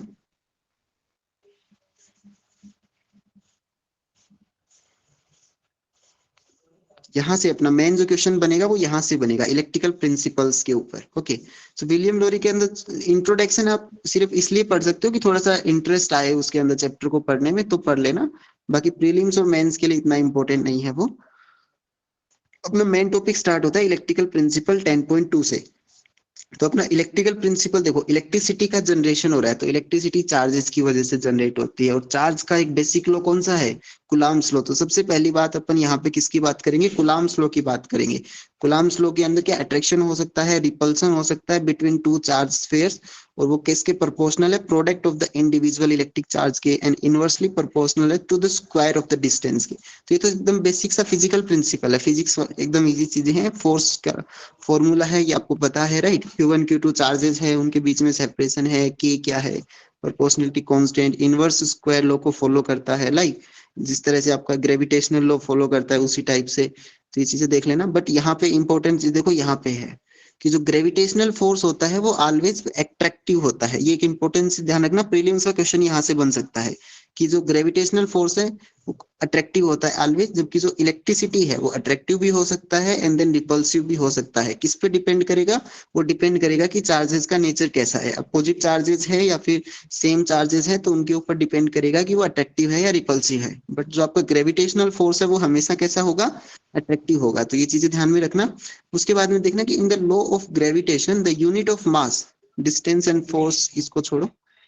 उसके बाद देखो क्या है इसमें, हाँ ये ध्यान रखना, यूनिट ऑफ चार्ज जो है वो प्रीलिम्स के अंदर कभी कहीं कभी बन सकता है ऐसा सिंपल क्वेश्चन कि यूनिट ऑफ चार्ज कूलाम है, उसको डिफाइन कैसे करते हैं? Then amount of charge that passes a point in an electrical circuit when electrical current of 1 ampere flows for 1 second. तो ये डेफिनेशन ध्यान रखना, यहाँ से क्वेश्चन बन सकता है आपका प्रीलिम्स का कि 1 कूलाम कितना है? 1 एम्पियर सेकेंड है। देन एम्पियर को कैसे डिफाइन करते हो आप? तो एम्पियर को अपन डिफाइन करते हैं मैग्नेटिक फील्ड ऑफ करंट से डिफाइन करते हैं। याद है क्या आप लोगों को? 1 एम्पियर की डेफिनेशन कोई बताएगा? एनीवन?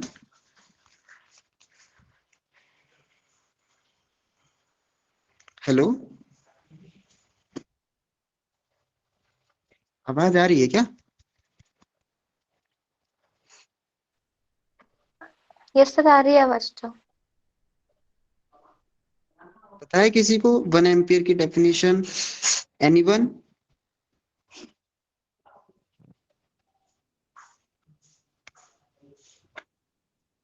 यस और नो तो बोल सकते हो ना?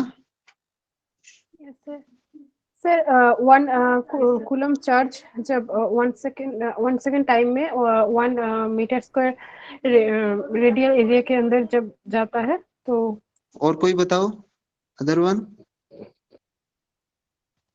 सर जब दो पैरेलल वायर्स के अंदर करंट 1 कूलम उनको 1 metre 1 coulomb 1 metre conductor per unit time. दोबारा बताइए क्या बोले? 1 coulomb charge carrying through a conductor per unit time. Okay, ये ठीक है आपका, बट स्टैंडर्ड डेफिनेशन क्या है? आकांक्षा आप कुछ बता रहे थे? सर जब दो पैरेलल वायर्स को ना 1 मीटर की दूरी पर मतलब डिस्टेंस पर रखा जाता है ना, तो वो अगर मतलब उनके बीच में जो फोर्स हो वो सर 1/μ0 आ जाए 2 × 10⁻⁷ था कुछ ना, उतना फोर्स अगर लगे तब जो फ्लो होने वाली करंट होती है उसकी वैल्यू है ना वो 1 एम्पियर हो। गुड गुड गुड, देखो यही यहाँ पे लिखा हुआ है।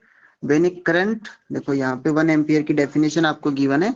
When a current flow in a same direction through 2 parallel long straight conducting magnetic straight conductors, तो मैग्नेटिक फील्ड प्रोड्यूस होगा around the conductor which causes them to attract each other. तो पैरेलल वायर है, उनमें same direction में current flow हो रही है, current flow की वजह से मैग्नेटिक फील्ड जनरेट हो रहा है और उसकी वजह से अट्रैक्शन हो रहा है दोनों के बीच में। तो ये बोल रहा है if the current flow through the conductor in opposite direction they repel each other. Okay, अब ये लिखा हुआ 1 एम्पियर को कैसे डिफाइन करते हो? 1 ampere is defined as the current that produces a force of 2 × 10⁻⁷ Newton per meter of length between infinitely long thin conducting conductors that are 1 meter apart in the vacuum.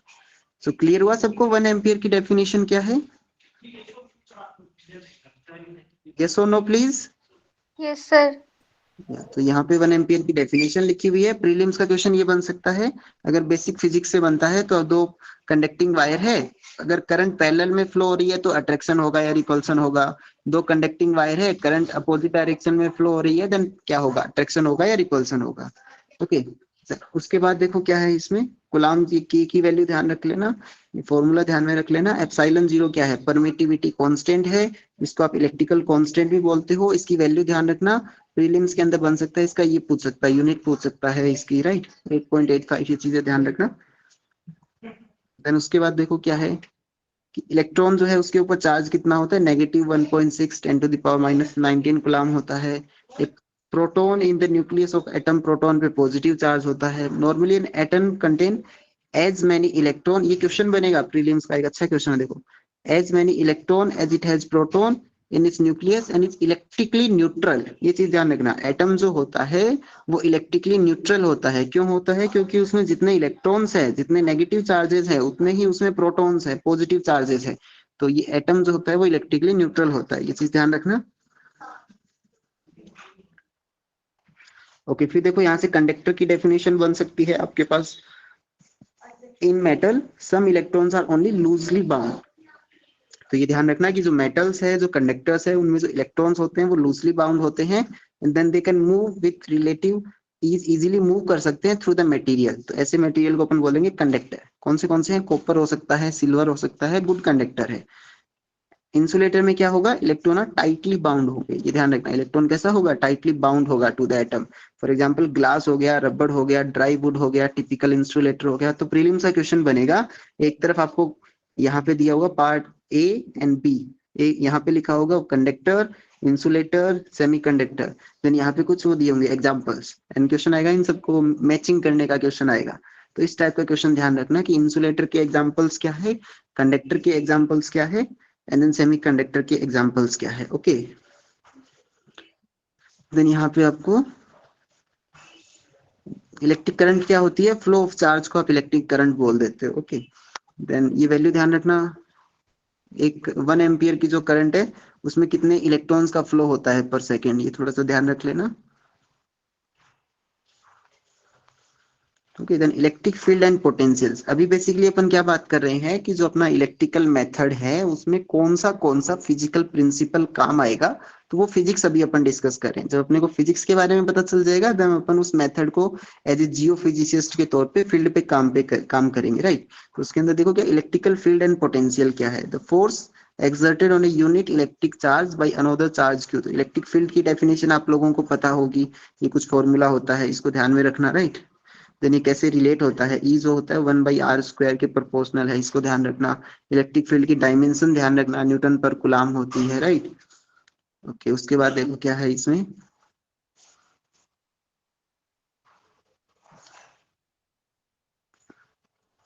हाँ ये ध्यान रखना। Positive जो field lines क्या होती है? Positive charge है तो उसके अंदर फील्ड लाइन रेडियली आउटवर्ड होती है, इसको आप डाइवर्जेंट बोलोगे। एंड देन उसके बाद जो आपका नेगेटिव चार्ज है, नेगेटिव चार्ज के लिए क्या होगा? रेडियली इनवर्ड होगा, जिसको आप कन्वर्जेंट बोलोगे। The field line of a pair of opposite point charge. देखो ये पूरा का पूरा एक डेमोन्स्ट्रेशन किया हुआ है, यहाँ पे एक डायग्राम बनाया हुआ दिख रहा है क्या? एक पॉजिटिव चार्ज है उसकी वजह से इलेक्ट्रिक फील्ड लाइन आउटसाइड में जाएगी, एक नेगेटिव चार्ज है उसकी वजह से इलेक्ट्रिक फील्ड की लाइन इनसाइड में जाएगी। जब एक पॉजिटिव चार्ज है, एक नेगेटिव चार्ज है, जैसे कि डाइपोल है, तो उस केस में क्या हो रहा है? पॉजिटिव से नेगेटिव की तरफ लाइन जाएंगी। ये ध्यान रखना, अगर दो पॉजिटिव चार्ज है तो उसकी वजह से क्या होगा? फील्ड लाइन एक दूसरे को रिपेल करेगी। तो एक तरीके से जियोमेट्रिकल इंटरप्रिटेशन हो गया इन लॉज का। ओके, तो ये थोड़ा सा ध्यान में रखना। Is it clear to everyone? Yes और नो? Yes, sir. तो यहाँ से क्वेश्चन बन सकता है आपका प्रीलिम्स के अंदर, जो इलेक्ट्रिक फील्ड होता है वो नेगेटिव ग्रेडियंट ऑफ पोटेंशियल होता है। तो ये चीज ध्यान रखना, राइट। पोटेंशियल का फॉर्मूला ध्यान रखना, ये अपने मेथड में भी काम आएगी ये चीजें। देन जो आपका जो पोटेंशियल डिफरेंस है उसकी यूनिट क्या होती है, ये ध्यान रखना। उसकी यूनिट जूल पर कुलाम होती है, वोल्ट होती है, ये ध्यान रखना, राइट। उसके बाद में क्या है कि इलेक्ट्रिक फील्ड की यूनिट वोल्ट पर मीटर भी हो सकती है, ये ध्यान रखना। इलेक्ट्रिक चार्ज का जो फ्लो होता है from a point of higher potential से to a point of lower potential होता है। तो ये चीजें थोड़ी सी ध्यान में रख लेना। ये तो बेसिक चीजें हैं जो आप लोगों ने पढ़ा हुआ है पहले से, राइट। धीरे धीरे अपन एडवांस लेवल पे जाएंगे। ओम्स लॉ आप लोगों को पता होगा, V equals to IR linear relation होता है, R अपना रेजिस्टेंस है, राइट। तो ये ध्यान रखना, रेजिस्टेंस की यूनिट क्या है? ओम के अंदर है। इनवर्स ऑफ रेजिस्टेंस उसको आप कंडक्टेंस बोलोगे, कंडक्टेंस की यूनिट ओम इनवर्स है, इसको आप सीमेंस भी बोल सकते हैं अपन। ये वाला फॉर्मूला बहुत इंपॉर्टेंट है, यहाँ से प्रीलिम्स के अंदर क्वेश्चन बनेगा, राइट। तो ये ध्यान रखना, जब का रेजिस्टेंस है जो रो है, प्रोपोर्शनलिटी जो कांस्टेंट है यहाँ पे वो रेजिस्टिविटी ऑफ कंडक्टर है। और यहाँ से क्वेश्चन बनेगा कि ये जो रेजिस्टिविटी है वो फिजिकल प्रॉपर्टी है मटेरियल की, ये ध्यान रखना।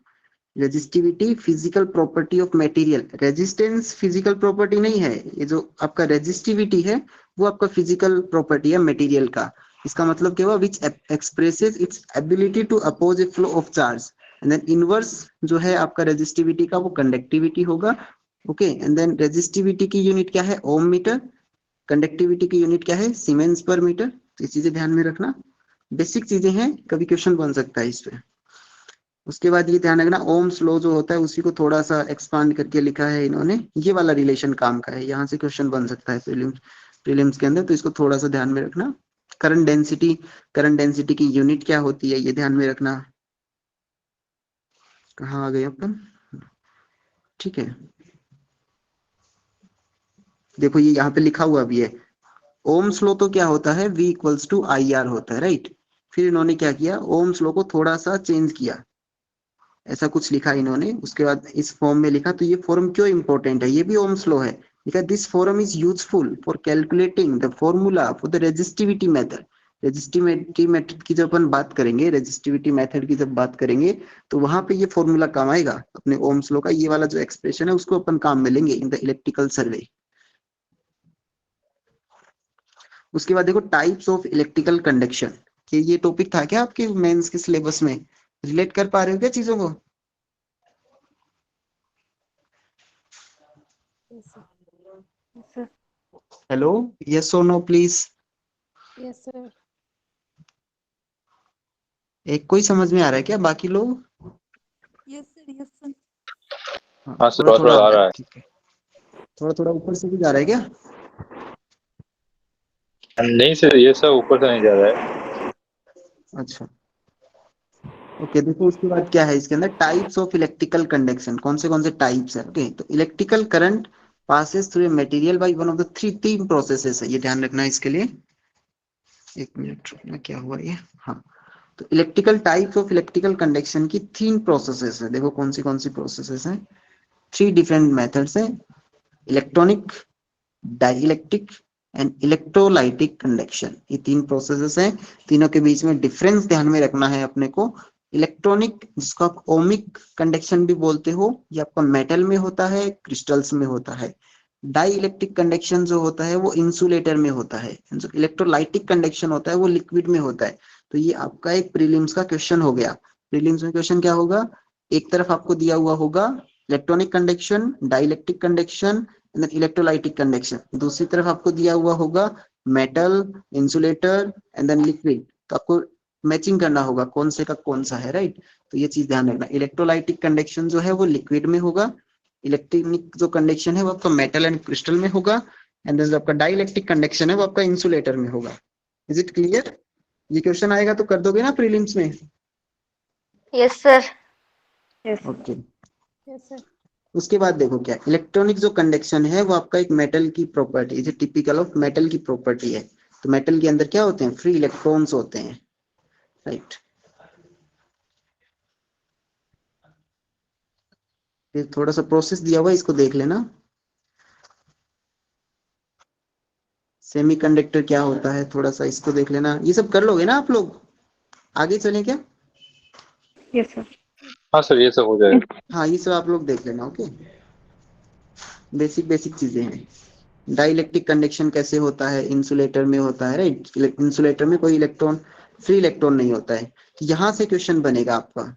ये देखो, ये फॉर्मूला ध्यान रखना, एप्सिलॉन आर आपका रिलेटिव परमिटिविटी है। एक चीज, एक दूसरे को रिलेट करते चलो चीजों को, तो ज्यादा मजा आएगा इसके अंदर। डाइइलेक्ट्रिक कंडक्शन वाले टॉपिक के अंदर आपका जो रिलेटिव परमिटिविटी का कंसेप्ट आ रहा है, ओके। उसके बाद डाइलेक्ट्रिक कांस्टेंट का कंसेप्ट आएगा। डाइलेक्ट्रिक कांस्टेंट एक डायमेंशनलेस क्वांटिटी होता है। तो ये प्रीलिम्स का एक क्वेश्चन हो गया।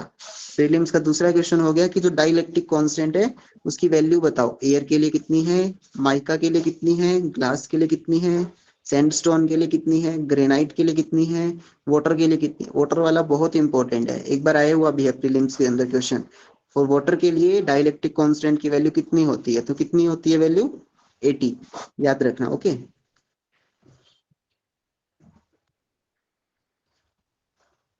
देन देखो यहाँ पे ये चीज ध्यान रखना। अभी अपन टॉपिक चल रहा है डाई इलेक्ट्रिक कंडक्शन, उसके अंदर बात कर रहे हैं अपन डाई इलेक्ट्रिक कॉन्स्टेंट की, और वहीं पे एक नाम आया ग्राउंड पेनिट्रेटिंग रेडार। तो ये ध्यान रखना, ग्राउंड, ये प्रीलिम्स का एक क्वेश्चन बन गया यहाँ से। डाई आपका जो ग्राउंड पेनिट्रेटिंग रेडार है वो यूजेज होता है कौन से फ्रीक्वेंसी रेंज में, ये क्वेश्चन बनता है। In which of the frequency range ground penetrating radar is used. तो कौन से रेंज में होता है, ये मेगा हर्ट्ज से गीगा हर्ट्ज रेंज में होता है। दूसरा क्वेश्चन बनेगा ग्राउंड पेनिट्रेटिंग रेडार में कौन सा फिजिकल प्रिंसिपल काम आता है, कौन सी क्वांटिटी, फिजिकल क्वांटिटी काम आती है। तो आती है आपका डाइलेक्ट्रिक कॉन्ट्रास्ट, डाइलेक्ट्रिक कांस्टेंट, इन सब की बात करते हैं। तो क्लियर है आपको, एक ऐसा क्वेश्चन आएगा तो कर दोगे ना, ग्राउंड पेनिट्रेटिंग रेडार किस फ्रीक्वेंसी रेंज में काम करता है? मेगा हर्ट्ज से गीगा हर्ट्ज की फ्रीक्वेंसी रेंज में। इसका मतलब लार्ज फ्रीक्वेंसी है, हाई फ्रीक्वेंसी है। उसके अलावा ये डाइलेक्ट्रिक कांस्टेंट के प्रिंसिपल पे वर्क करता है। Is it clear to everyone? Yes, sir. Yes, sir. Okay. उसके बाद है इलेक्ट्रोलाइटिक कंडक्शन। इलेक्ट्रोलाइटिक कंडक्शन होता है लिक्विड के अंदर, एक्वस सॉल्यूशन के अंदर, जिनके अंदर फ्री आयंस होते हैं, फ्री इलेक्ट्रॉन्स नहीं, क्या होते हैं? फ्री आयंस होते हैं। ये ध्यान रखना, वाटर जो है एक पोलर मॉलिक्यूल है। पोलर मॉलिक्यूल का मतलब क्या होगा? इसके अंदर एक परमानेंट इलेक्ट्रिक डाइपोल मोमेंट होता है। थोड़ा सा देख लेना, जैसे कि NaCl है तो उसके अंदर सोडियम प्लस और Cl माइनस रहेगा। तो ये चीजें थोड़ा सा देख लेना आप लोग। उसके बाद में ये एक लाइन इंपॉर्टेंट है, यहाँ से कोई प्रीलिम्स का कोई क्वेश्चन बनेगा उसके अंदर ये कंसेप्ट काम आ जाएगा कि आपका जो आयनिक कंडक्शन है वो स्लोअर होता है देन द इलेक्ट्रिकल कंडक्शन। तो कंसेप्ट आपका इनडायरेक्टली किसी क्वेश्चन में काम आ जाएगा, तो ये ध्यान रखना। उसके बाद देखो इलेक्ट्रिकल प्रॉपर्टीज ऑफ अर्थ, ये टॉपिक था क्या आपके मेंस के अंदर? Sir, ये तो है. ये topic Yes, sir. Electrical properties क्या है, अर्थ कैसे इलेक्ट्रिकली बिहेव करता है। तो इसको थोड़ा सा आप लोग देख लेना, यहाँ पे लिखा हुआ है कि जो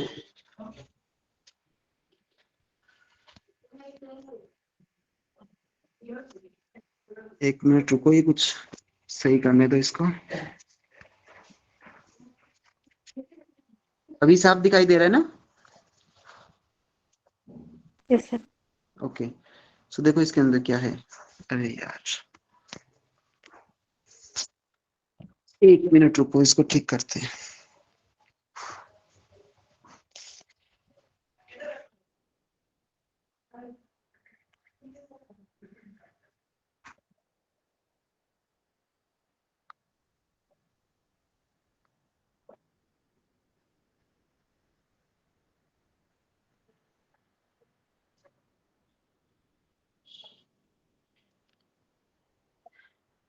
ये ध्यान रखना, देखो यहाँ पे आपको एक लाइन दिखाई दे रही है क्या? इलेक्ट्रिक, ये जो अर्थ है वो बिहेव करती है as a negatively charged sphere. ये लाइन दिखाई दे रही है आपको? Hello, no sir. रुको, थोड़ा सा प्रॉब्लम हो गया। स्क्रीन दिखाई दे रही है क्या? Yes, sir. Sir rotation Yes, of sir. कर दो। एक मिनट रुको, वापस करते हैं इसको।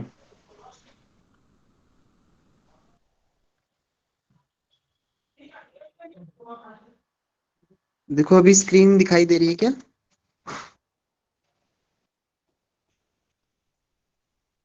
यस और नो? हाँ सर, दे रही। ओके ओके, सो अभी क्लियर होगा राइट? अभी ठीक है।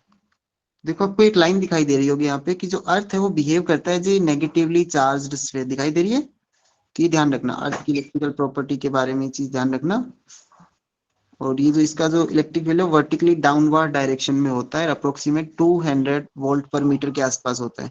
और जो एटमोस्फियर होता है उसका एक नेट पॉजिटिव चार्ज होता है। तो थोड़ी सी चीजें देख लेना आप लोग, समझ जाओगे इसमें क्या है।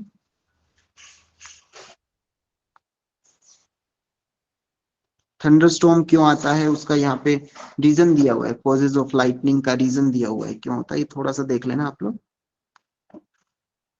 अपने काम की चीजें यहाँ से, ये देखो ये क्या हो रहा है। टू द फर्स्ट अप्रोक्सीमेशन, ये दिखाई दे रहा है ना? हाँ सर। ओके, Yes, तो sir. फर्स्ट ये ध्यान रखना कि अर्थ को अपन रिगार्ड करते हैं as a uniform electrical conductor. Earth को अपन एज्यूम कर रहे हैं एज ए इलेक्ट्रिकल कंडक्टर, कैसा? यूनिफॉर्म, बट एक्चुअल में होता नहीं है। ओके, तो ये चीज थोड़ी सी ध्यान रखना। अर्थ की जो सरफेस है एन इलेक्ट्रिकल इक्विपोटेंशियल सरफेस होती है। इक्विपोटेंशियल का मतलब सरफेस से पोटेंशियल इक्वल है, तो ये थोड़ा सा ध्यान रखना।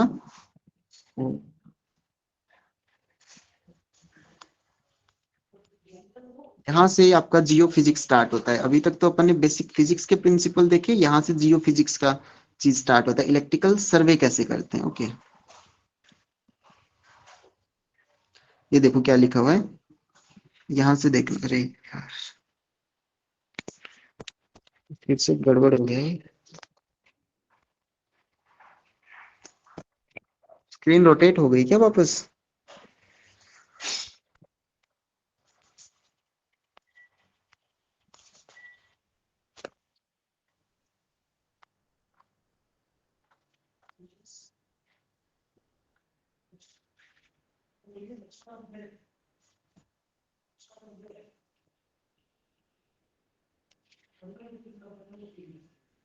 अरे वो फोन के अंदर थोड़ा सा प्रॉब्लम हो गया ना, 1 मिनट रुको, ठीक करते हैं इसको। ओके, तो बताइए आप लोगों को अभी तक कोई डाउट है तो पूछ लीजिए। एनीवन? हेलो, नो सर, नहीं नहीं सर। अभी तो कोई डाउट।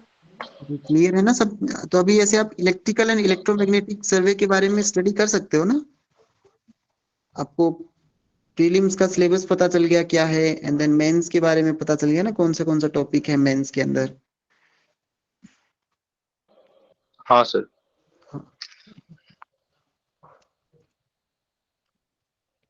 समझ में तो आ रहा है ना आप लोगों को चीजें? क्लियर है ना? हाँ सर, यस सर। ऐसा तो नहीं है ना मैं सिर्फ बोले जा रहा हूँ आप लोग?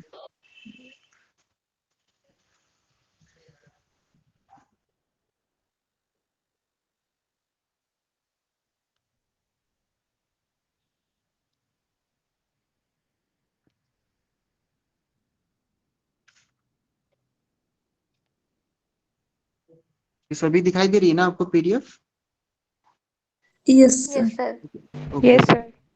थोड़ा सा कॉम्प्रोमाइज करना बीच बीच में, ठीक है? थोड़ा सा दिक्कत आता है। अभी देखो ये जो जियो इलेक्ट्रिकल, जो आपका इलेक्ट्रिको मेथड है, इलेक्ट्रोमैग्नेटिक मेथड है, उसका बेसिक यूजेज कहाँ कहाँ पे? They are exploited commercially in the search for valuable ore bodies. तो क्या ये टर्म आपके लिए नई है क्या for the physics background student? Ore body पता है कि आपको क्या होती है? एनीवन?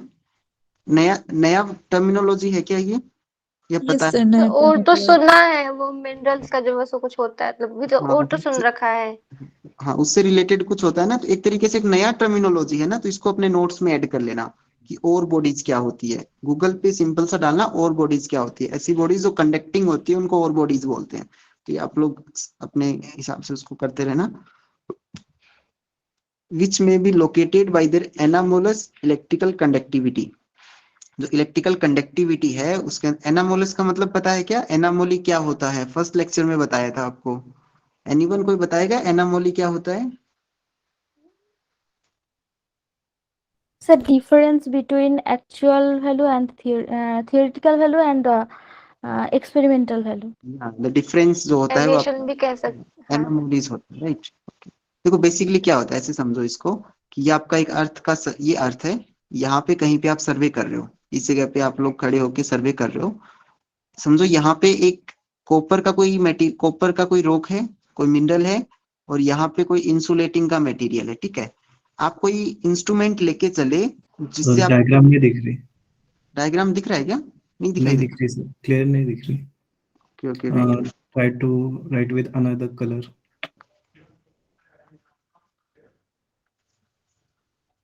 अब दिखाई दे रहा है? Yes sir. ओके, देखो ये आपका अर्थ है। जूम करो यहाँ पे, जूम करो, आप यहाँ पे खड़े हो, अभी यहाँ पे खड़े हो कि आप सर्वे कर रहे हो, और आप जहाँ पे सर्वे कर रहे हो उसके नीचे एक कॉपर का कोई मटेरियल है, उसके पास में कोई एक इंसुलेटिंग मटेरियल है, ठीक है? आपके पास कोई ऐसा मेथड है जिससे आपको कंडक्टिविटी पता चल जाती है मटेरियल की, ठीक है? तो आप यहाँ से चलना शुरू हुए, यहाँ से स्टार्ट किया आपने चलना, यहाँ से चले चले चले और यहाँ तक चले गए। तो जब आप इस पॉइंट पे आओगे तो आपकी जो कंडक्टिविटी है वो कम मिलेगी आपको इंस्ट्रूमेंट के अंदर। जैसे आप इस रीजन पे आओगे तो वहां पे आपको कंडक्टिविटी ज्यादा मिलेगी। कंडक्टिविटी ज्यादा क्यों मिलेगी? क्योंकि आप जहाँ पे खड़े हो उसके नीचे कॉपर है। यहाँ पे कंडक्टिविटी आपको कम क्यों मिलेगी? क्योंकि जहाँ पे आप खड़े हो उसके नीचे इंसुलेटर है। तो ये चीज समझ में आ रही है आपको? Yes sir. हाँ, तो ऐसा कुछ होता है, एनामोलस बिहेवियर होता है।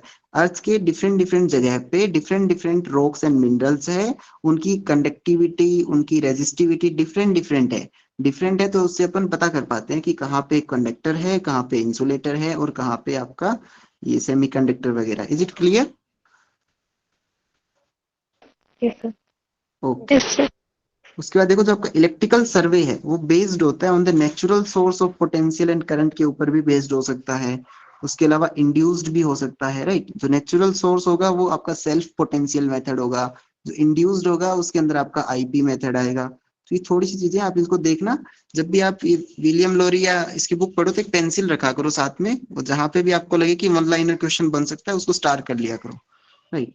उसके बाद देखो ये जो आपका इलेक्ट्रोमैग्नेटिक टेक्निक होती है वो डिटेक्ट करता है सब सरफेस की कंडक्टिविटी एनामोलीज रिमोटली, रिमोटली मतलब फिजिकल टच हुए बिना ही ये आपको स्टडी करता है। तो इलेक्ट्रोमैग्नेटिक टेक्निक के through they do not need the contact with the ground.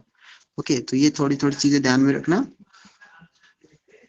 ये ध्यान रखना। देखो ये वाला प्रीलिम्स का एक क्वेश्चन है यहाँ से कि जो आपका the important physical properties of rocks for electrical survey, electrical survey के लिए फिजिकल प्रॉपर्टी कौन सी काम में लोगे आप रॉक की? आप लोगे परमिटिविटी। कब? जब आप मेथड काम में ले रहे हो जियो रेडार का। दूसरा मेथड रेजिस्टिविटी, जब आप कंडक्टिविटी मेथड कर रहे हो, रेजिस्टिविटी मेथड आप काम में ले रहे हो तो कंडक्टिविटी की प्रॉपर्टी को काम में लोगे। जब आप जियो रेडार से कुछ काम कर रहे हो तब परमिटिविटी की प्रॉपर्टी को काम में लोगे। तो यहाँ से वन लाइनर क्वेश्चन आपको बन सकता है, तो उसको ध्यान में रखना। देखो यहाँ पे एक टॉपिक दिया डाइक है ना, ये एक नई टर्मिनोलॉजी है, तो उसको आप गूगल पे सर्च करना क्या होता है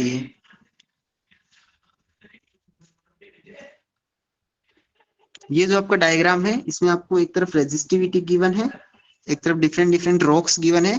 तो अलग अलग रॉक्स का एक तरफ कंडक्टिविटी भी गिवन है, कौन से रॉक का कंडक्टिविटी का ऑर्डर कितना है, कौन से रॉक की रेजिस्टिविटी का ऑर्डर कितना है, तो ये आपको गिवन है। जैसे आप यहाँ से लेफ्ट से राइट चलोगे तो रेजिस्टिविटी इंक्रीज हो रही है, राइट।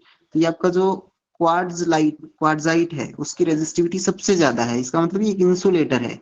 ये जो आपका ये जो पायरोराइट है ना, ये वाला क्या है, इसकी कंडक्टिविटी सबसे ज्यादा है, इसकी रेजिस्टिविटी सबसे कम है, तो एक तरीके से कंडक्टर है। हेमेटाइट, क्ले, ये सब कहाँ कहाँ पे एग्जिस्ट करते हैं, सैंडस्टोन कहाँ पे है, तो ये सब चीजें आप लोग देखते रहना।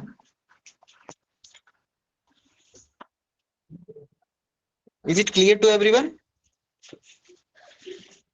Yes sir. ओके, ये ध्यान रखना, ये वाला एक इंपॉर्टेंट प्रॉपर्टी ध्यान रखना, जो आपके रॉक्स की जो रेजिस्टिविटी है वो स्ट्रांगली इन्फ्लुएंस्ड होती है, किसकी वजह से? प्रेजेंस ऑफ ग्राउंड वाटर, जो कि एक इलेक्ट्रोलाइट की तरह बिहेव करता है। जब आप इसको 2-3 बार पढ़ोगे ना चैप्टर को, तो आपको समझ में आएगा कि ग्राउंड वाटर क्या है, इलेक्ट्रोलाइट क्या है, और ये इस रेजिस्टिविटी मेथड में ये टॉपिक क्यों इंपॉर्टेंट है, राइट। इसके प्रेजेंस से क्या इन्फ्लुएंस हो रहा है, स्ट्रांगली इन्फ्लुएंस हो रहा है ना, क्यों हो रहा है, तो चीजें आपको समझ में आएगी जब आप बार बार इसको देखोगे। तो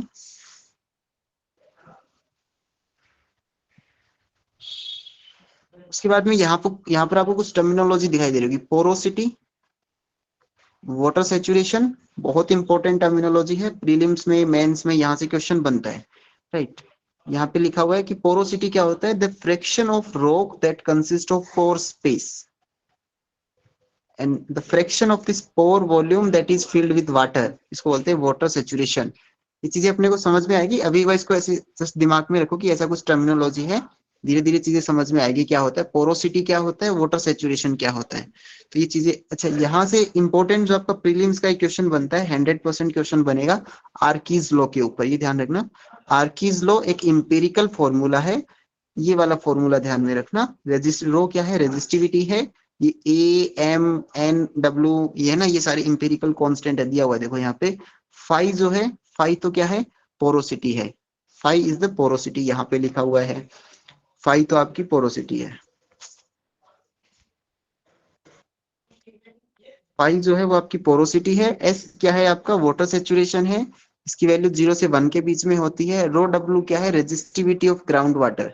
और A, M, N क्या है, कुछ पैरामीटर्स है, इंपेरिकल कांस्टेंट्स है, इनकी वैल्यूज गिवन है। और जो n है इसकी वैल्यू 2 के आसपास होती है अप्रोक्सीमेट, तो ये ध्यान रखना। तो यहाँ से आपका एक प्रीलिम्स का क्वेश्चन बनेगा, फिक्स क्वेश्चन बनेगा, ये ध्यान रखना। आर्कीज लॉ पे क्वेश्चन बनेगा। आर्की लॉ एक इंपेरिकल लॉ है, ये इसका फॉर्मूला ध्यान में रखना।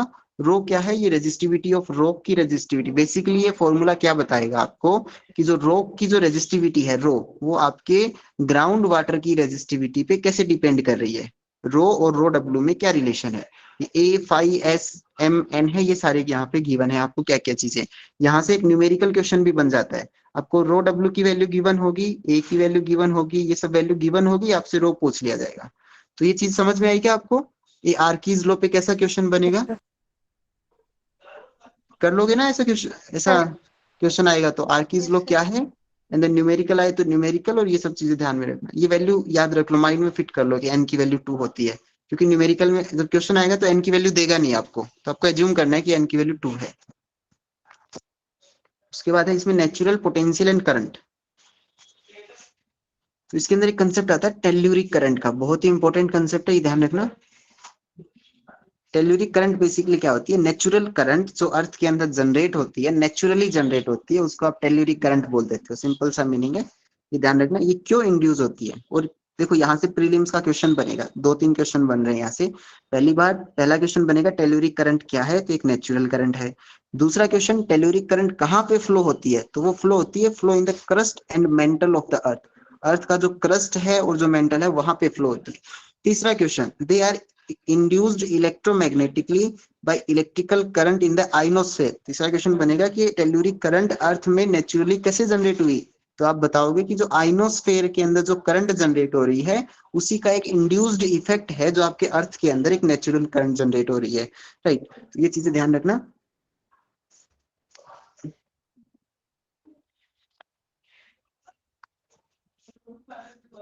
देखो ये टॉपिक था क्या अपने मेंस के अंदर, ये सुनो, याद आ रहा है क्या? हाँ बताओ, कोई बताओ क्या था टॉपिक, पूरा क्या था? एसपी मेथड नाम था ना अपना। एसपी मेथड क्या है, सेल्फ पोटेंशियल, स्पॉन्टेनियस पोटेंशियल, और इसके अंदर कुछ और भी चीजें पूछी, और भी था सिलेबस के अंदर, याद है क्या? ओरिजिन कैसे होता है इसका, और भी कुछ था क्या? हाँ तो वो सारी चीजें आपको यहाँ से कवर अप होने वाली है। देखो क्या है, क्या क्या चीजें यहाँ पे, सेल्फ पोटेंशियल, स्पॉन्टेनियस पोटेंशियल। ए पोटेंशियल, ये इसकी डेफिनेशन हो गई, ए पोटेंशियल दैट ओरिजिनेट स्पॉन्टेनियसली, अपने आप जनरेट हो रहा है इन द ग्राउंड, उसको आप बोलोगे सेल्फ पोटेंशियल या फिर spontaneous potential. Okay, some self potential जो होते हैं वो मैन मेड होते हैं, डिस्टर्बेंस ऑफ द इन्वायरमेंट। जैसे कि ऐसे समझो कि आपने क्या किया, आपने घर के पास में खड्डा खोद के और वहां पे आपने कोई केबल, इलेक्ट्रिकल वायर वहां पे डाल दिया, तो उसकी वजह से पोटेंशियल जनरेट हो जाएगा। समझ पा रहे हो इस चीज को? यस और no? Sir one time repeat please.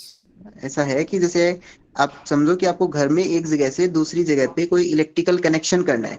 एक तरीका तो होता है ना कि आप दीवार के थ्रू एक वायर लेके जाओगे, दूसरा तरीका कभी कभार ऐसा भी कर लेते हो ना कि जमीन के अंदर एक खड्डा खोद के पूरा ऐसे लंबा सा, और वहां पे वायर डाल के दूसरी जगह पे ले जाते हो, ऐसा भी होता है ना कभी कभार। Yes sir. हाँ, तो जब आप उस वायर के अंदर जब करंट फ्लो होगी तो उसकी वजह से पोटेंशियल जनरेट होगा, तो उसको बोला इन्होंने man made disturbance of the environment. समझ में आया आपको? ओके, या तो ऐसा कुछ होता है, such as buried electrical cables होता है, वाटर डिस्पोजल साइट्स, ये थोड़ा ध्यान रखना, इन्वायरमेंटल स्टडीज में काम आता है। अनोदर सेल्फ पोटेंशियल जो है वो natural effect due to natural,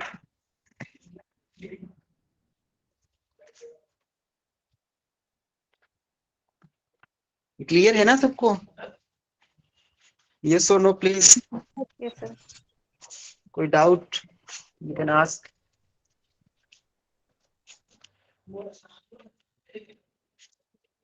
उसके बाद देखो ये ग्राउंड वाटर आपके बार बार आएगा, ये नाम तो ध्यान रखना, ground water plays a key role in acting as electrolyte. तो ध्यान रखना, ग्राउंड वाटर जो होता है वो एक इलेक्ट्रोलाइट की तरह काम करेगा और बहुत बार आपके जियोफिजिकल मेथड को इन्फ्लुएंस भी करेगा। ओके, अब देखो यहाँ पे लिखा हुआ है सम सेल्फ पोटेंशियल है, उनका मैकेनिकल ओरिजिन भी होता है, राइट। और उसके जैसे ये कुछ टर्मिनोलॉजी है, इसको आप एक बार पढ़ना, देखो समझ में आए तो 2-3 बार पढ़ोगे तब जाके समझ में आएगा।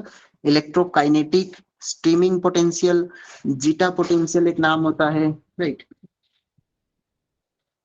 उसके बाद में most of self potential electrochemical nature के होते हैं, इलेक्ट्रोकेमिकल ओरिजिन के होते हैं। उसके अंदर एक डिफ्यूजन पोटेंशियल होता है। ओके, मैं आपको सिर्फ ऐसे नॉर्मली टर्मिनोलॉजी बता रहा हूँ। ओके, देन आप लोग इसको थोड़ा सा देख लेना क्या है इसके अंदर। देन एक नर्नेस्ट पोटेंशियल होता है, इलेक्ट्रोकेमिकल सेल्फ पोटेंशियल होता है जो कि टेम्परेचर सेंसिटिव होता है, ये थोड़ा देख लेना।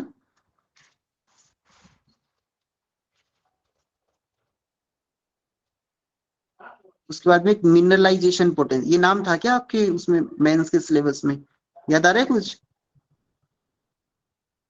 यस और नो? हेलो,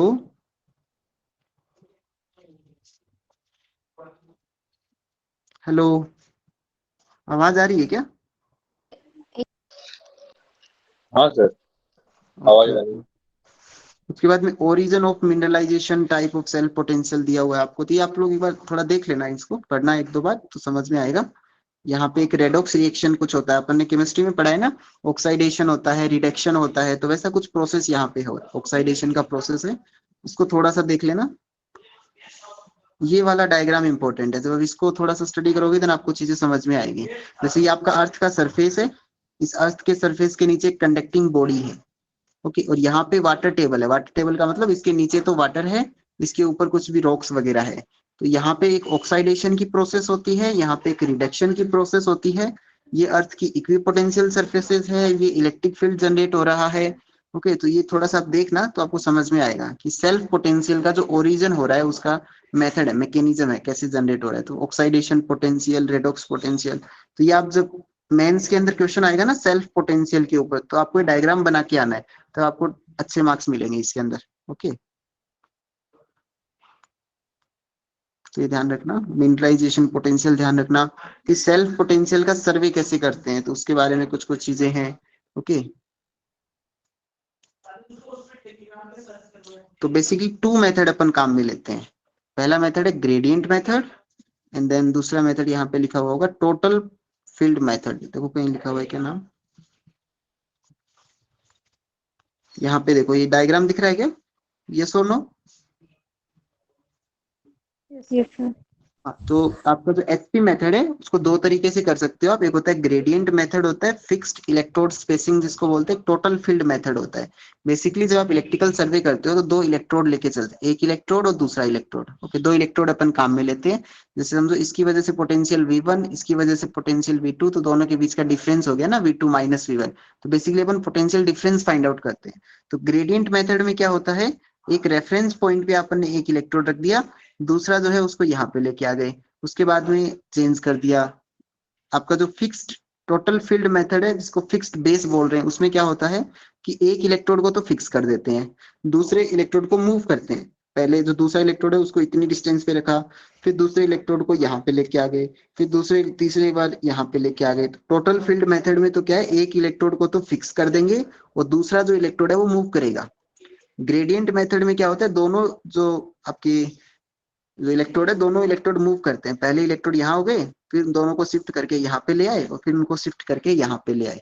तो थोड़ा थोड़ा आइडिया लगा क्या आपको सेल्फ पोटेंशियल मेथड के अंदर क्या है? 2 मेथड है, total field method, gradient method. ये आपके मेंस के अंदर क्वेश्चन बनता है 10 मार्क्स का। क्लियर है क्या? यस और no please? Yes sir. Sir अभी तो क्लियर है, एक बार पढ़ के देखना पड़ेगा। हाँ, वापस पढ़ना इसको तो और अच्छे से समझ में आएगा। एक बार नहीं 2-3 बार पढ़ोगे तो ज्यादा समझ में आएगा, ओके। यहाँ पे मैं आपको पूरा फ्लेवर बता रहा हूँ कि पूरा जो ओवरव्यू है चैप्टर का क्या है। बाकी आप लोग खुद से ट्राई करना कवर अप करने की चीजों को।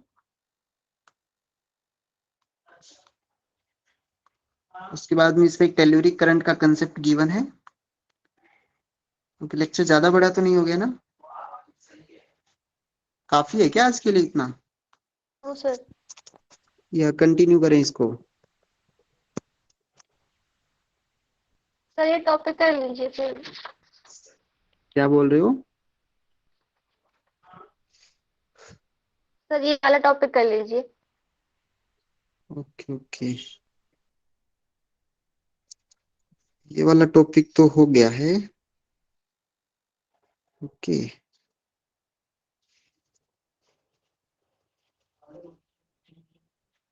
ये दिखाई दे रहा है क्या आपको कॉन्फ़िगरेशन? Yes sir. तो एक टॉपिक याद आ रहा है आपको मेंस के अंदर था 4 टाइप्स ऑफ कॉन्फ़िगरेशन, ऐसा करके कुछ मेंस के अंदर था क्या ऐसा कुछ?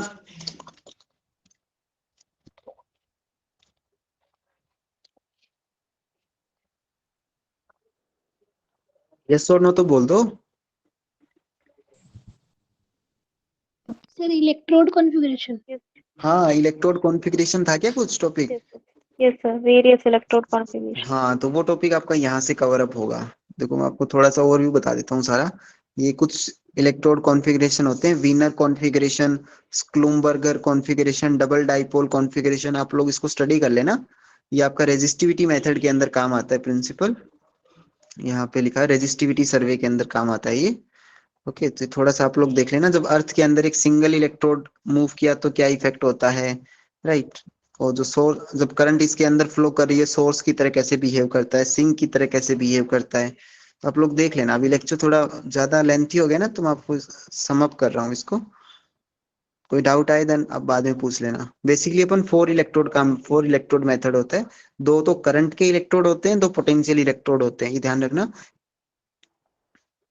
तो ये थोड़ा सा आप लोग स्टडी करना, ज्यादा हार्ड नहीं है, सिंपल सिंपल चीजें हैं, कर लोगे।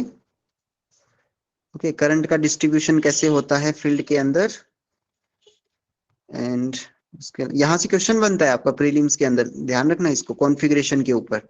अभी जो कॉन्फ़िगर की ये बताया ना आपको कॉन्फ़िगरेशन, यहाँ से बहुत क्वेश्चन बनेगा प्रीलिम्स के अंदर, 1 या 2 क्वेश्चन यहाँ से बनेगा, तो इसको ध्यान रखना। उसके बाद देखो क्या है,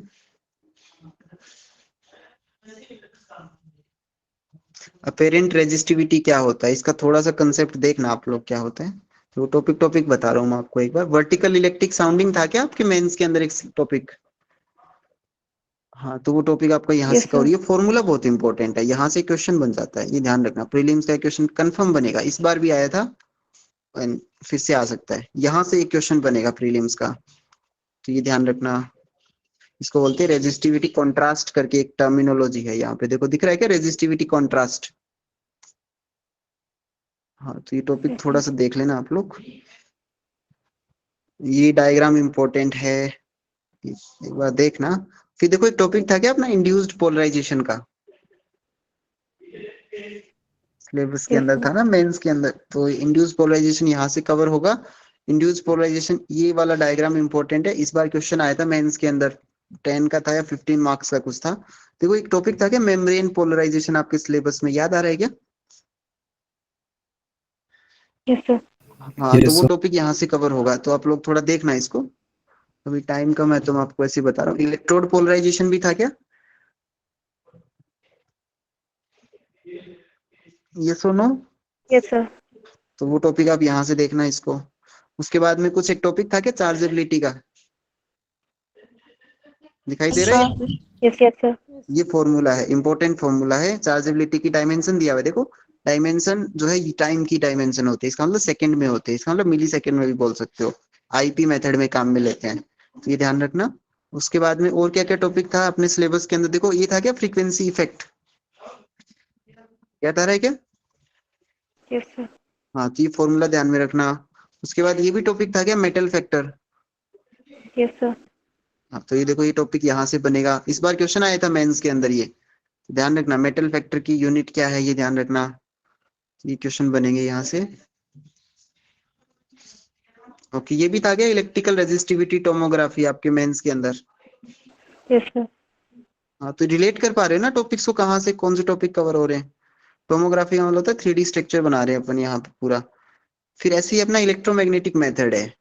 इलेक्ट्रोमैग्नेटिक मेथड का मतलब आप इलेक्ट्रोमैग्नेटिक वेव काम में ले रहे हो, इलेक्ट्रोमैग्नेटिक वेव काम में ले रहे हो, तो चार जो फॉर्मूले हैं मैक्सवेल की, जो इक्वेशंस है वो अपने को ध्यान में होनी चाहिए।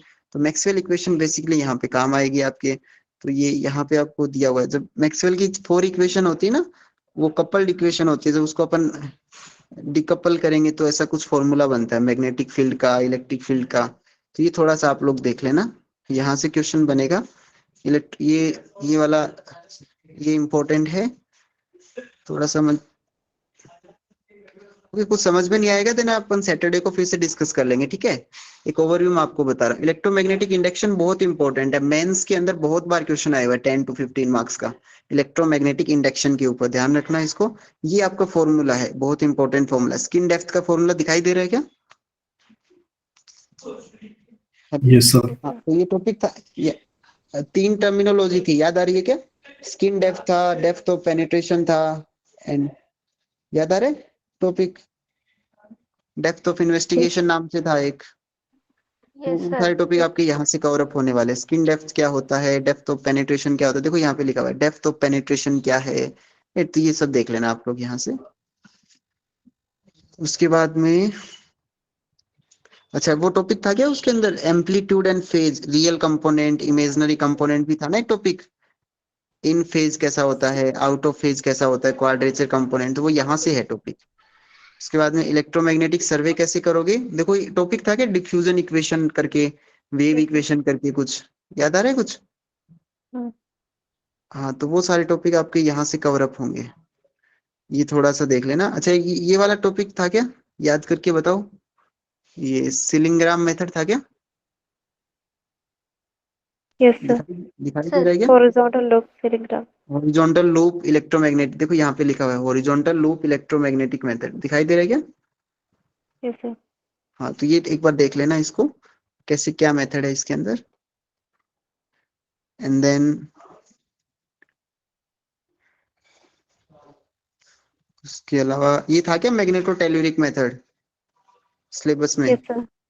हाँ, तो इसको यहाँ से कवर अप करना, कोशिश कर, ट्राई करना, थोड़ा सा पढ़ने की कोशिश करना, कुछ समझ में नहीं आएगा then we will discuss it, okay. एक बार मैं आपको ब्रीफ में बता देता हूँ कि ये टॉपिक है इसके अंदर। और उसके अलावा ये था क्या topic, ground penetrating radar GPR? Yes sir. हाँ, तो ये टॉपिक ध्यान रखना, ये इसका इक्वेशन है, और ये कौन सी इक्वेशन को फॉलो कर रहा है। देखो अपने एक टॉपिक आया था wave diffusion equation, wave equation, mains के सिलेबस में था ना। Yes sir. तो ये जो आपका ग्राउंड पेनिट्रेटिंग रेडार है वो कौन से प्रिंसिपल, कौन सी इक्वेशन को फॉलो करेगा, वेव इक्वेशन को, ध्यान रखना। और जो उससे पहले वाला जो मेथड था वो डिफ्यूजन इक्वेशन को फॉलो करता है। तो ये कुछ कुछ चीजें ध्यान रखना, डाइलेक्ट्रिक कॉन्ट्रास्ट कितना होता है, तो ये कुछ वैल्यूज ध्यान में रखना। एंड देन ये जो ग्राउंड पेनिट्रेटिंग रेडार है इसी को अपन जियो रेडार बोलते हैं, ध्यान रखना। जीपीआर और इको प्रिंसिपल पे वर्क करता है, तो ये थोड़ा सा देख लेना। बस ये इतना सा टॉपिक है इसके अंदर। फिर ये भी था क्या इलेक्ट्रिकल कंडक्टिविटी अर्थ के अंदर, कुछ था क्या ऐसा टॉपिक? शायद नहीं होगा। तो ये था आपका टोटल। समझ में आया क्या आपको थोड़ा बहुत? देखो इसमें ये लिखा हुआ भी इंट्रोडक्शन, अगर थोड़ा और अच्छे से पढ़ना है तो कैरी ब्रुक की बुक में से पढ़ लो, इंट्रोडक्शन टू जियोफिजिकल एक्सप्लोरेशन, तो वहां पे भी ये सारी चीजें गिवन है। तो कोई बेसिक सा आइडिया मिला क्या कि आपके electrical and electromagnetic method prelims के सिलेबस में कहाँ पे है, कौन से टॉपिक है, मेंस के अंदर कौन से टॉपिक्स हैं, वो विलियम लोरे की बुक में कहाँ पे मिलेंगे, थोड़ा बहुत आइडिया मिला क्या आपको? Yes sir. Yes sir. अभी अभी सेल्फ स्टडी के थ्रू कर लोगे क्या इसको, सैटरडे तक कंप्लीट ट्राई करोगे? Yes sir.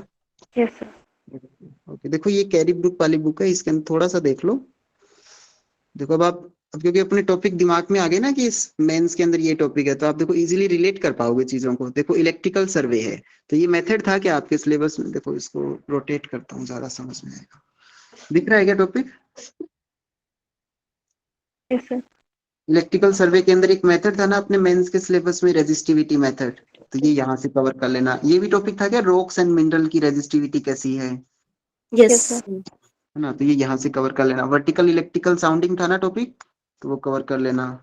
Yes sir. Application क्या क्या है रेजिस्टिविटी मेथड की, लिमिटेशंस क्या क्या है। फिर ये था क्या topic, induced polarisation method, yes sir. Yes sir.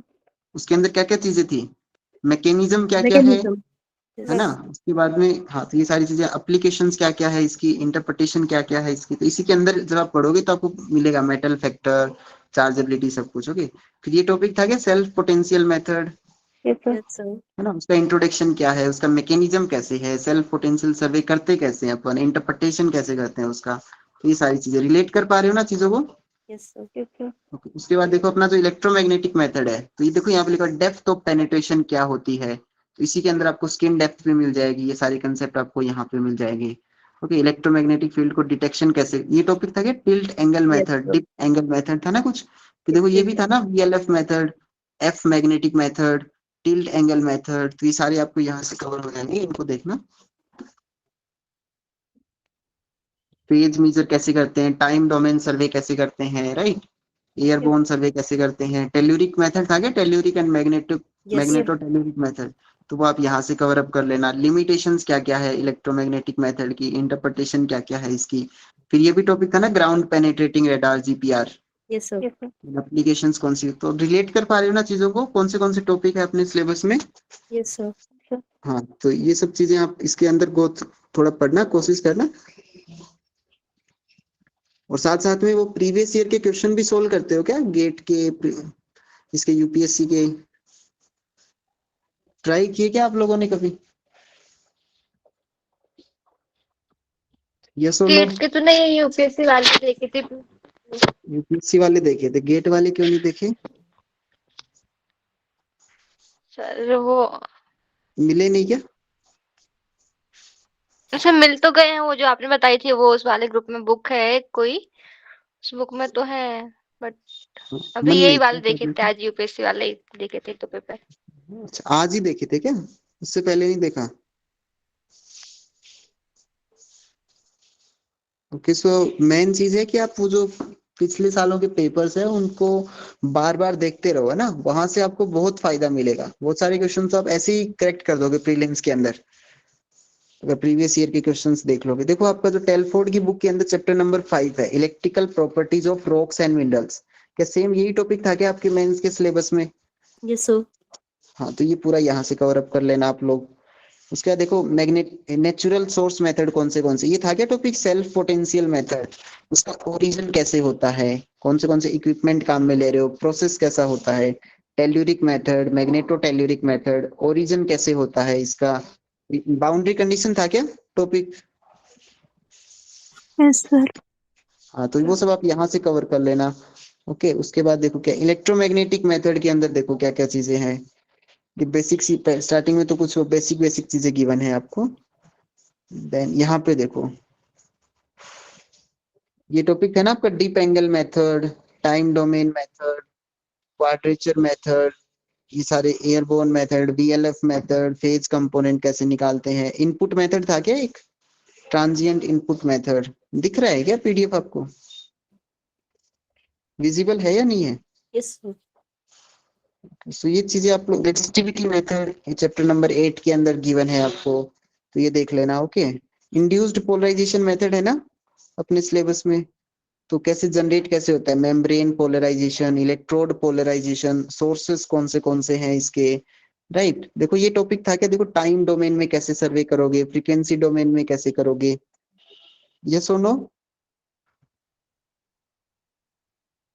Hello, Yes, sir. Yes sir, yes sir. हाँ ओके, आईपी मेथड पे कैसे फील्ड सर्वे कैसे करना है, तो ये सब चीजें हैं, तो कवर कर लोगे ना अभी? Yes, sir. सर जो मेंस के नोट्स बनाने हैं वो टेलफोर्ड से ज्यादा सही रहेंगे या कैरी बुक से, मतलब विच वन इज इजियर? कोई एक बुक से नहीं होगा काम, अगर आपको फाइनल सिलेक्शन लेना है तो सब बुक्स का मिक्सअप करना पड़ेगा, राइट। अगर सिर्फ प्रीलिम्स क्वालिफाई करना है, मेंस का सिर्फ कट ऑफ पार करना है, फिर तो चाहे नहीं पढ़ के जाओगे तो भी हो जाएगा। टेलफोर्ड की बुक को पढ़ लो, कैरी बुक के ऊपर ऐसा है कि आप एक बुक को पहले फॉलो कर लो, ठीक है। फिर ऐसा होता है कुछ टॉपिक टेलफोर्ड में अच्छे से गिवन है, कुछ टॉपिक कैरी बुक में अच्छे से गिवन है, कुछ टॉपिक विलियम लोरी में अच्छे से गिवन है, तो सर मिक्सअप कॉमन टॉपिक किस में से रीड करना ज्यादा सही है, टेलफोर्ड या फिर कैरी या फिर विलियम्स लॉरी? तीनों में से कोई भी बुक फॉलो करो, तीनों स्टैंडर्ड बुक है। कुछ ऐसे जैसे मैं आपको बोल दूंगा टेलफोर्ड फॉलो करो तो वो कोई उसका कोई सेंस नहीं है ना, कोई भी तीनों अच्छी बुक है, जो भी फॉलो करो कोई दिक्कत नहीं है, ठीक है। सर प्रीलिम्स के बाद कितने दिन बाद मेंस होता है? हाँ, प्रीलिम्स का देखो एग्जाम मैं आपको बताता हूँ कि पिछली बार हुआ था 20 फरवरी को, ठीक है, इस बार होने वाला है 19 फेब को, है ना। हाँ हाँ। उसके एक महीने बाद आपका रिजल्ट आता है, अप्रोक्सीमेट मार्च के अंदर रिजल्ट आ जाएगा, 18-20 मार्च के आसपास आ जाता है रिजल्ट। सो एक महीने का टाइम लगेगा।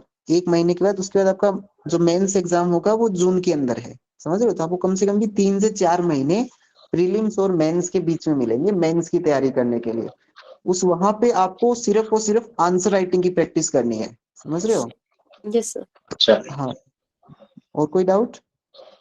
नहीं सर अभी नहीं। ओके, एनीवन, अगर कोई भी छोटा बड़ा जैसा भी डाउट है यू कैन आस्क। सर जो ग्राफ्स होते हैं ना, एक्चुअली मैं फिजिक्स बैकग्राउंड से हूँ तो मुझे वो ग्राफ समझ में नहीं आते, बेसिकली जो जियो फिजिक्स में आते हैं वो ग्राफ समझ में नहीं आते, तो उसको कैसे समझा जाए, क्योंकि क्वेश्चंस आते हैं मेंस में भी ग्राफ से रिलेटेड और प्री में भी आते हैं, तो मेंस के अंदर क्वेश्चन आते हैं 10 मार्क्स के, अगर आप उसमें ग्राफ बनाते हो तो आपको बहुत ज्यादा मार्क्स मिलेंगे, समझ रहे हो। एक बंदा जिसने ग्राफ नहीं बनाया है उसके 4 नंबर आ रहे हैं उसी कंटेंट में, आपने साथ में एक छोटा सा ग्राफ बना दिया तो उसको 6 या 7 नंबर मिल जाएंगे ना। तो ग्राफ तो बहुत इंपॉर्टेंट चीज है।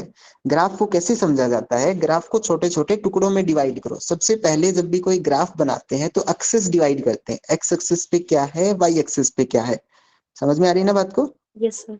अब देखो कि एक्स एक्सिस पे कोई चीज को इंक्रीज करने पे वाई एक्सिस में क्या फर्क पड़ रहा है। एक्स एक्सिस में कोई इंक्रीमेंट किया तो वाई एक्सिस में डिक्रीज हो रहा है, इंक्रीज हो रहा है, राइट। इस तरह से चीजों को रिलेट करो। जो आपका जो ग्राफ बन रहा है वो कैसा है, एक्स और वाई के अंदर प्रोपोर्शनल है, एक्स को इंक्रीज करने पे वाई इंक्रीज हो रहा है, एक्स को इंक्रीज करने पे वाई डिक्रीज हो रहा है, पहले इंक्रीज होके फिर डिक्रीज हो रहा है, क्या क्या रिलेशन है बेसिकली, है ना। तो ग्राफ को थोड़ा सा टाइम देना होता है अपने को, 2-3 मिनट देखो, सिर्फ ग्राफ को ऐसे देखते रहो, समझ रहे ओके हो। सर। हाँ, ओके तो सर, आपको यस सर। आइडिया लगेगा basically. Okay, any other doubt. Sir अभी तो प्रीली का प्रिपरेशन कर रहा हूँ, तो प्रीली के बाद अगर प्रीली क्वालिफाई हो जाए उसके बाद अगर मेंस का शुरू करो तो कोई दिक्कत होगा? हाँ नहीं, कोई दिक्कत नहीं है, 4 महीने का टाइम मिलेगा आपको, आराम से कर सकते हो। चलो। ओके, बस ये ध्यान में रखो कि अभी से ना सिर्फ मेंस का सिलेबस थोड़ा थोड़ा और प्रीवियस ईयर के जो मेंस के पेपर है सिर्फ क्वेश्चन क्वेश्चन देखते रहो, है ना। ऐसा नहीं कि अपने को आंसर भी देखना है, अभी सिर्फ वो पेपर के कौन से क्वेश्चंस बन रहे हैं वो दिमाग में रखो। मेंस में सिलेबस में कौन से टॉपिक है वो दिमाग में रखो, क्योंकि वो चीजें आपको प्रीलिम्स के अंदर हेल्प करेगी बहुत ज्यादा। मेंस के अंदर कोई 10 मार्क्स का क्वेश्चन आया है, उसी में से कोई कंसेप्ट उठा के प्रीलिम्स में दे देते हैं, समझ रहे हो बात को। Okay sir. हाँ, तो साथ साथ में मेंस का सिलेबस और प्रीवियस ईयर के मेंस के क्वेश्चंस बस उनको देखते रहो। इतना ट्राई मत करो कि हर क्वेश्चन का मेरे को आंसर भी पता होना चाहिए, और ये घबराना नहीं है कि इसका आंसर मेरे को नहीं आता, क्योंकि जब आपका प्रीलिम्स हो जाएगा आपके पास 4 महीने का टाइम होगा, थोड़ा थोड़ा भी तैयारी करोगे तो आराम से हो जाएगा। ओके, ठीक है। कोई और doubt, anyone. Sir sir. MCQs के लिए जो प्रीलिम के एमसीक्यूज है इसके लिए कोई बुक रेफर बता सकते हो आप? तो देखो, प्रीलिम्स का जो आपका एमसीक्यू होने वाला है, तो गेट की प्रीवियस ईयर की बुक आती है, टेलीग्राम ग्रुप पे है, ठीक है। गेट जियो फिजिक्स की बुक पड़ी है, गेट फिजिक्स की आपको पता होगा कहाँ से लेनी है।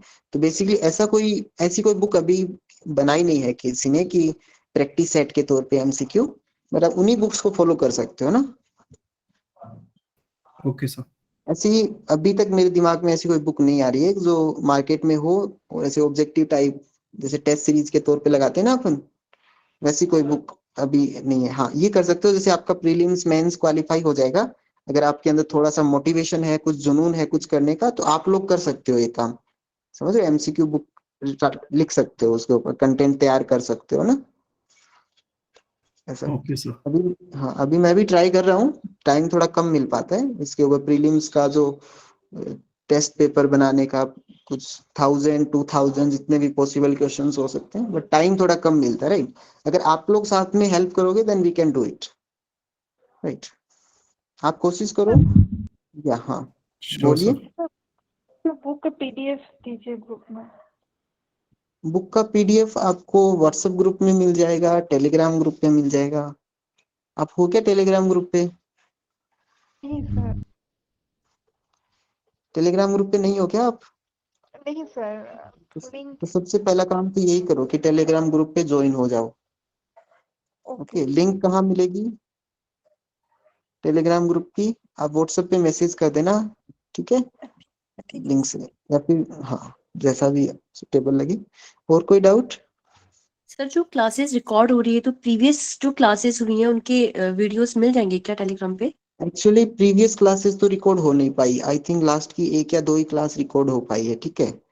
और रिकॉर्डिंग का भी अभी तो हम स्टार्ट कर रहे हैं, जैसे भी रिकॉर्ड हो गया तो थोड़ा सा दिक्कत आ रहा है कि रिकॉर्डिंग को मैनेज कैसे करना है, तो थोड़ा टाइम लगेगा, हम कवर कर लेंगे। और जो क्लासेस पहले रिकॉर्ड नहीं हुई है, कोशिश करेंगे कि आपका सेशन दोबारा से लेके उसको रिकॉर्ड कर देंगे, जहां भी दिक्कत आ रही होगी आपकी वो मेथड दोबारा से पढ़ा देंगे, ठीक है। Okay sir. जैसे आपको ग्रेविटी मेथड में दिक्कत आएगी तो एक दिन ग्रेविटी मेथड का दोबारा से लेक्चर ले लेंगे। जो भी आपके डाउट हो आप व्हाट्सएप ग्रुप पे लिख दिया करो, ठीक है। जब भी मेरे को टाइम मिलेगा then I will try to solve that. Okay sir, thank you. Any other doubt? नहीं सर। क्लियर है ना सब कुछ? हाँ सर, अभी तो क्लियर है। बाकी सब लोग अदर्स?